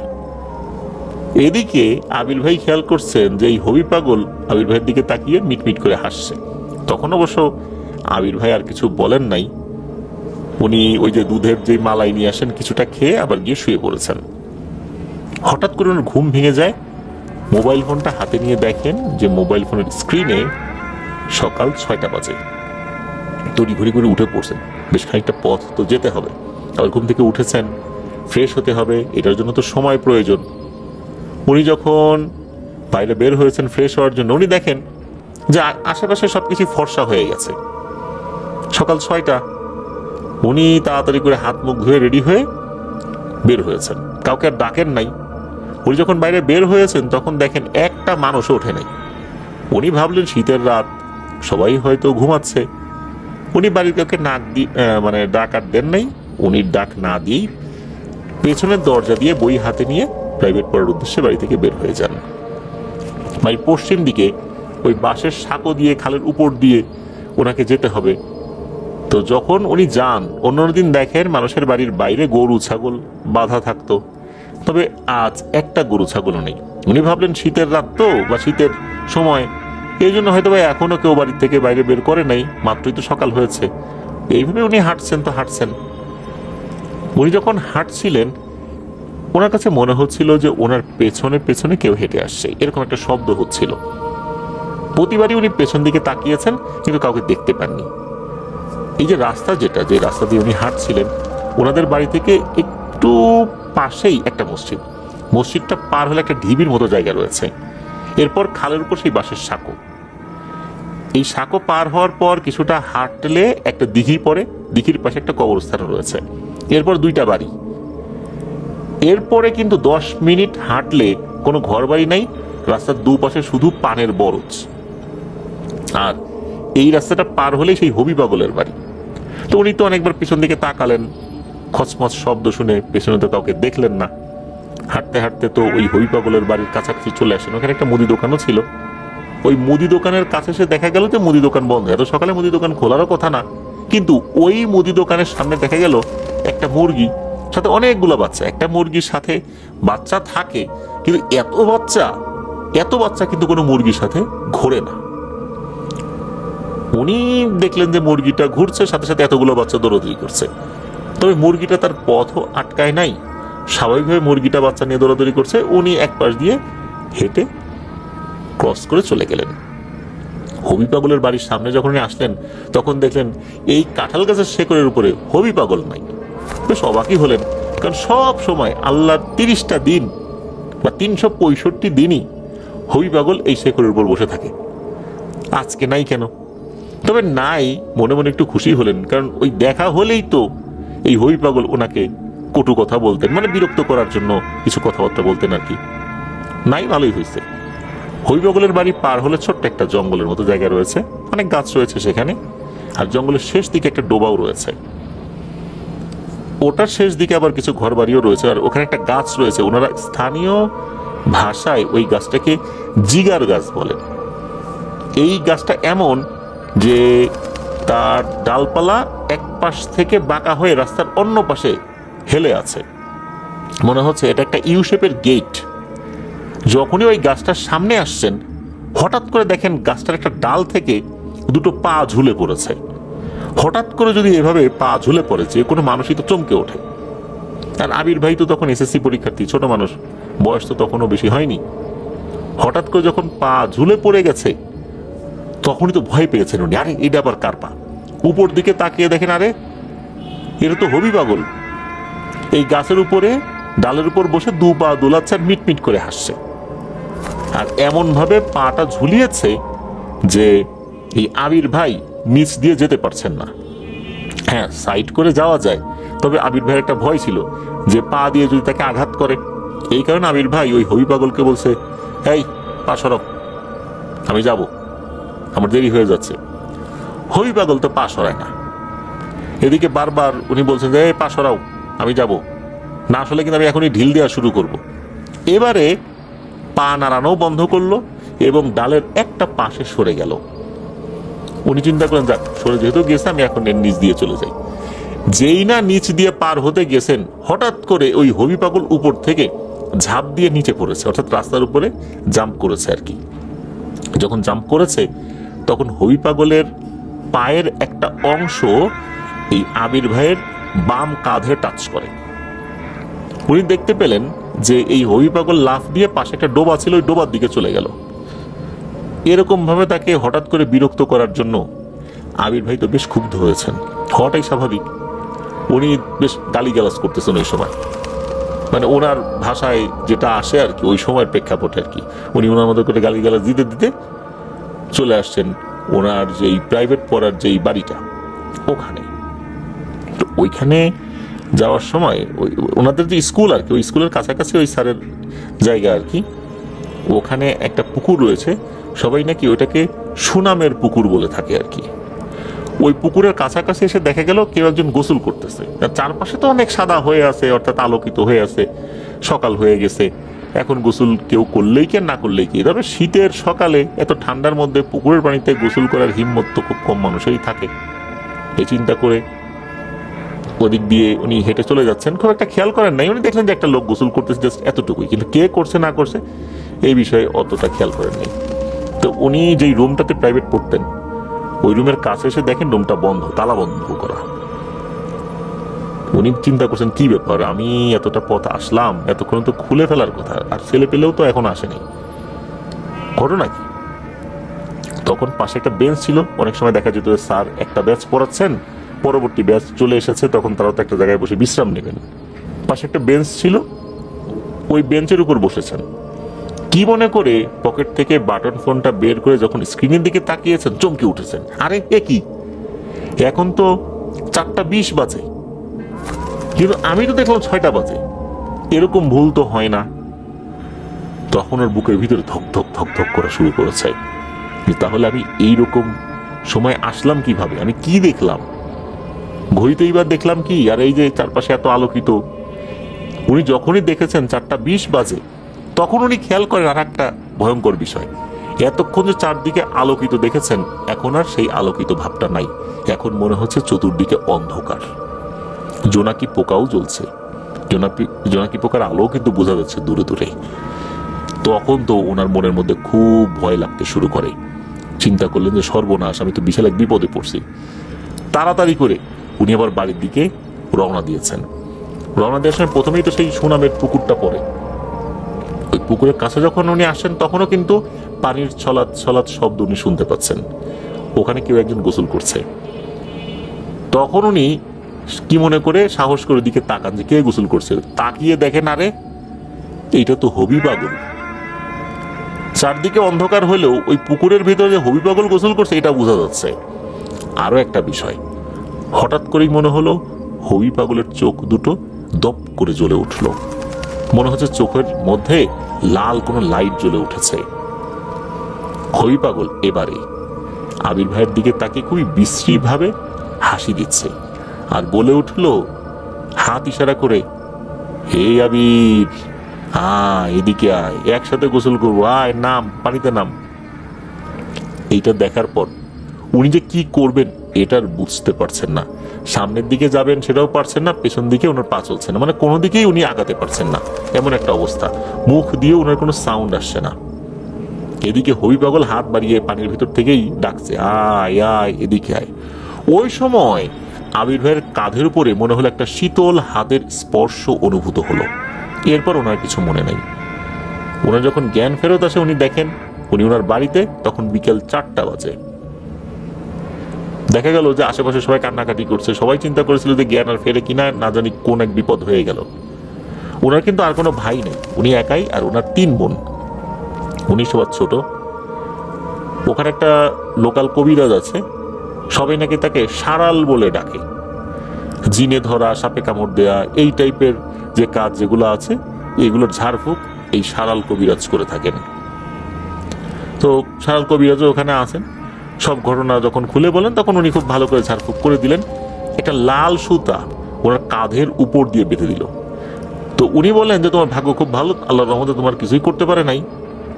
তোমার সাথে ইসলাম শিক্ষা বই ছিল, ওর মধ্যে বেশ কিছু সূরা কালাম ছিল লেখা, আল্লাহর রহমতে কিছু করতে পারে নাই, তবে তোমার কাঁধের এক পাশে ওই জিনিসটার পায়ের স্পর্শ লেগেছে, তাই তোমার কাঁধে যেন কোনো ক্ষতি না হয় এই জন্য সুতাটা দিলাম। এই সুতাটা তুমি 7 দিন রাখবে সাথে, 7 দিন মাগরিবের আজানের আগেই বাসায় ফেরত আসবে, আর এরপরে আর ঘর থেকে খুব দরকার ছাড়া বাইরে বের হবে না। এই 7 দিন মাছ খাওয়া তোমার জন্য নিষেধ, আর স্বপ্নে যাকে তুমি দেখবা আপাতত এটা কাউকে বলবা না আগামী 7 দিন, এরপরে বলতে পারো। স্বপ্নে একজন এসে তোমাকে ঝাড়ফুঁক করে যাবে, আর 7 দিন পর এই সুতাটা তুমি পুকুরে নিয়ে ফেলে দিবা। আর তুমি পুকুরে যখন 7 দিন পর এই সুতাটা ফেলে দিবা, ওই পুকুরেই গোসল করে এসে তুমি তোমার বালিশের নিচে হাত দিবা, দেখবে একটা তাবিজ পাবা। এই তাবিজটা তোমার বাঁ হাতে কবজির উপরের কোনো একটা অংশে বেঁধে রাখবা। এটাও অল্প কয়েকদিন, এরপর এটা রাখতে হবে না সাথে। তো এরকম যেই পরামর্শ দিয়েছিলেন 7 দিন কিন্তু আবির ভাই সেটা পালন করেছিলেন। সত্যি 7 দিন পর যখন উনি ওই সুতাটা ফেলে দিয়ে গোসল করে এসে ওই বালিশের নিচে হাত দিয়েছিলেন, একটা গোল্ডেন কালারের তাবিজ পেয়েছিলেন। এটা গোল্ডের ছিল না, সম্ভবত এটা অষ্টধাতুর কোনো একটা তাবিজ ছিল, এরকম কিছু একটা হতে পারে। আর ওই কবিরাজ জানিয়েছিলেন যেই জিনিসটা আবির ভাইকে আক্রমণ করেছে এটা নাকি শক্তিশালী টাইপের একটা জিন ছিল, তবে এই জিনটা যে আবির ভাইকে আগে থেকে টার্গেট করেছে বিষয়টা এরকম না। উনি ওই সময়ে হঠাৎ করে বাইরে বের হয়েছেন, ওই সময় ওই জিনটার নজরে উনি পড়ে যান, যার কারণে এরকম ঘটনা ঘটেছে। হবি পাগলের যে সুরত, এই সুরতে এসে তার সামনে হাজির হয়েছে। আর কাঁধের পেছনে স্পর্শ কে করেছে এই বিষয়ে কবিরাজ কিছুই বলেন নাই, যে হঠাৎ করে স্পর্শ হলো উনি অজ্ঞান হয়ে গেলেন। আর এই যে 7 দিন রাতের বেলা স্বপ্নের মধ্যে উনি একটা অদ্ভুত জিনিস দেখতেন। উনি দেখতেন একটা বড় আকৃতির প্রজাপতি 4 বার ওনার চতুর্দিকে পাক দিত, মানে ওনার চতুর্দিকে ঘূর্ণায়মান থাকতো, জাস্ট 4 বার, 4টা রাউন্ড দিয়ে কোথায় যেন চলে যেত। এই 7 দিন আবির ভাইয়ের রুমে রাতের বেলা অন্য কারো প্রবেশ নিষেধ ছিল। যখন নাকি স্বপ্নের মধ্যে ওই প্রজাপতিকে উনি দেখতেন তখন নাকি দারুণ সুঘ্রাণ উনি অনুভব করতেন। এমনকি ঘুম ভেঙে যাবার পরও কিছুটা সুঘ্রাণ ওনার নাকে আসতো। আল্লাহর রহমতে ওনার আর কোনো সমস্যা হয়নি, আলহামদুলিল্লাহ, উনি সুস্থ হয়ে গেছেন। এটাই ছিল ঘটনা। ধন্যবাদ জানাচ্ছি আবির ভাইকে ওনার পাঠানো ঘটনার জন্য। আর উনি যে মেসেজ পাঠানোর কথা বলেছেন ইতিমধ্যে সেটা লিসেনারদের কাছে আমরা পৌঁছে দিয়েছি। আশা করছি যারা এই চিন্তা করছেন তারা বিষয়টা বিবেচনা করবেন। প্রিয় লিসেনার্স, চলুন আজকের এপিসোডের শেষ ঘটনায় চলে যাই। এই ঘটনাটি আমাকে সরাসরি যে দিয়েছে সে আমার স্টুডেন্ট, তার নাম আহনাফ আবরার নাবিক। আমাদের গভর্নমেন্ট ল্যাবরেটরি হাই স্কুলের 10ম শ্রেণীতে সে অধ্যয়নরত রয়েছে। এর আগেও নাবিক তাহিয়ানের মাধ্যমে আমাকে ঘটনা পাঠিয়েছিল। আমাদের থার্সডে নাইটের 191তম এপিসোডের 3য় ঘটনা কিন্তু নাবিকের ছিল, আর ঘটনাটা কিন্তু নাবিকের সাথেই হয়েছিল। এই ঘটনাটা খুব বেশি দিন আগের কথা না, কোরবানির ঈদে গ্রামের বাড়িতে বেড়াতে গিয়ে নিজের চোখের সামনেই এই ঘটনার একজন সাক্ষী হিসাবে এই নাবিক রয়ে গেছে। তো চলুন ঘটনা শুরু করি। নাবিকের গ্রামের বাড়ি কিন্তু মাদারীপুর জেলার শিবচর উপজেলার শিরুয়াইল ইউনিয়নের সাদেকাবাদ গ্রামে। যেই জায়গাটার উপরে নাবিকের দাদা বাড়ি করেছেন এটা কিন্তু মহান মুক্তিযুদ্ধের আগে নাকি শ্মশানের জায়গা ছিল। গভীর রাতে ওই বাড়ির আশেপাশে এখনো অশরীরীদের ঘুরে বেড়ানো কিন্তু তারা শুধু অনুভবই করেন না, তারা মাঝে মাঝে সেটা দেখেও ফেলেন। বিভিন্ন সময় এটা নিয়ে সমস্যা হবার কারণে ওই বাড়ির সীমানায় বিভিন্ন পেরেক জাতীয় জিনিস বিভিন্ন কবিরাজদেরকে দিয়ে পুঁতে রাখা হয়েছে, অর্থাৎ বাড়ি বন্ধ করা বলতে যেটা আমরা বুঝি। ঘটনার সূত্রপাত ঈদের 2য় দিন রাতে। এই দিনের আকাশ ছিল অনেক সুন্দর। আকাশে চাঁদ বেশ ভালোই জ্যোৎস্না দিচ্ছিল। ওই সময় অবশ্য ইলেকট্রিসিটি ছিল না, ইলেকট্রিসিটি চলে গিয়েছিল, কেননা ঈদের আগের দিন ঝড়ের কারণে বিভিন্ন জায়গায় বিদ্যুতের যেই তারগুলো এগুলোতে সমস্যা হয়ে গিয়েছিল, তাই ইলেকট্রিসিটি এই আসা যাওয়ার পরিমাণটা বেড়ে গিয়েছিল। অধিকাংশ সময় ইলেকট্রিসিটি এই কয়েকদিন ছিল না, তবে একদম ছিল না এটা বলা যাবে না, মাঝে মাঝে আসতো, অধিকাংশ সময় চলে যেত, এমন একটা অবস্থা আর কি। তো এই যে নাবিক আর নাবিকের কাজিন বেশ কয়েকজন পাশের বাড়ি দাদার বাড়িতে বেড়াতে গিয়েছেন, যিনি নাবিকের দাদার আপন ভাই। নাবিকের দাদা 2018 সালের 5ই অক্টোবর আল্লাহর ডাকে সাড়া দিয়ে চলে গেছেন। যখন ওই বাড়িতে গিয়েছেন তখন দেখেন যে দাদার ওই ভাই ফোনে একটা ওয়াজ ছেড়ে দিয়ে ঘরের সিঁড়িতে বসে আছেন। তার সাথে এই নাবিকের মেজো চাচার ছেলে, অর্থাৎ নাবিকের চাচাতো ভাইও আছে, আর পাশের বাড়ির একটা ছেলে বসা ছিল, সেও ওয়াজ শুনছে। এই চাচাতো ভাইয়ের নাম হচ্ছে সাইমন, আর পাশের বাড়ির ছেলেটার নাম হচ্ছে সাব্বির। হঠাৎ করে ওরা একটা জিনিস দেখে চিৎকার করে ওঠে, দুজনেই একসাথে দেখে। ওরা দেখে তাদের বাড়ির কাছে যে কাঁঠাল গাছটা রয়েছে, ওই কাঁঠাল গাছের একটু উপর দিয়ে সাদা মেঘের মতো কিছু একটা ভেসে যাচ্ছে। মনে হচ্ছে জিনিসটা পশ্চিম থেকে পূর্ব দিকে যাচ্ছে, আর মেঘটার আকৃতি ছিল একটা বেশ বড় সড়ো আকৃতির মানুষের মতো। এই মেঘটা ছিল অস্বাভাবিক রকমের সাদা। মেঘের মধ্যে যদি আলো জ্বলে তাহলে মেঘ কেমন উজ্জ্বল দেখায়, ওরকমই দেখাচ্ছিল। ওরা দুজনই বেশ ভয় পেয়ে যায়, চিৎকার চেঁচামেচি শুরু করে। পাশে যে দাদা ছিল সে জিজ্ঞেস করেছে কি হয়েছে, বলে এই ঘটনা দাদা, এই যে এই জিনিস দেখলাম। তো তখন আবার দাদি চলে আসছেন, দাদি এসে বলেন কি হয়েছে, উনি শুনলেন। তখন দাদি বলেন যে এই চুপ থাক, এটা নিয়ে চিৎকার চেঁচামেচির কিছু নাই। ওই যে কাঁঠাল গাছটা আছে না, ওখানে মাঝে মাঝেই কয়েকটা পরী এসে বসে, এটা নিয়ে খুব বেশি হই হট্টগোল করার দরকার নেই, যা দেখছিস দেখছিস, এখন চুপ। এদিকে হয় কি, ওই সময় তো ইলেকট্রিসিটি চলে গিয়েছিল, এই ঘটনার পরপরই ইলেকট্রিসিটি চলে আসে। তখন এই নাবিকের একজন কাজিন, এই চাচার বড় ছেলে, অর্থাৎ ছোট চাচার বড় ছেলে, তার নাম হচ্ছে নাবিল, সে তার ফোন চার্জ দিতে এই নাবিকদের ঘরে চলে যায়। সে যখন নাকি ফিরছিল, ফেরার পর এমন একটা ভয় পেয়েছে, সে হাঁপাতে হাঁপাতে এখানে চলে আসে। কি হয়েছে কি হয়েছে? তখন বলে যে আগে আমাকে একটু পানি খাওয়াও, আমি বলতে পারছি না, কথা বলতে পারছি না। বোঝাই যাচ্ছে যে নাবিল খুব ভয় পেয়েছে। একটু ধাতস্থ হবার পর নাবিল যখন বলে আসল ঘটনা, এটা শুনে তো অন্যরাও চমকে ওঠে, বিশেষ করে এই যে সাব্বির, সাইমন, এরা।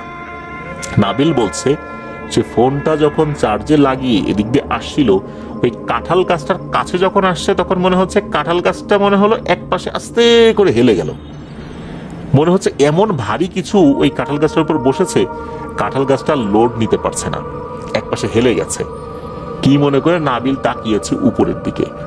উপরের দিকে যখনই তাকিয়েছে তখন দেখে যে 3 কি 4টার মতো মেঘের মতো কিছু ডালের উপর বসে আছে, এবং দেখেই বোঝা যাচ্ছে যে এগুলো মানুষের মতো অবয়ব, কিন্তু মানুষ না, চেহারাটা বোঝা যাচ্ছে না, তবে সাদা কিছু। আর এরা ফিস ফিস করে নিজেদের মধ্যে কিছু একটা কথা বলছে। এইটা দেখার পর মূলত সে ওই দিক দিয়ে দিয়েছে দৌড়। যখন বাড়িতে চলে আসে এরপর তো সেই এভাবে হাঁপাচ্ছে।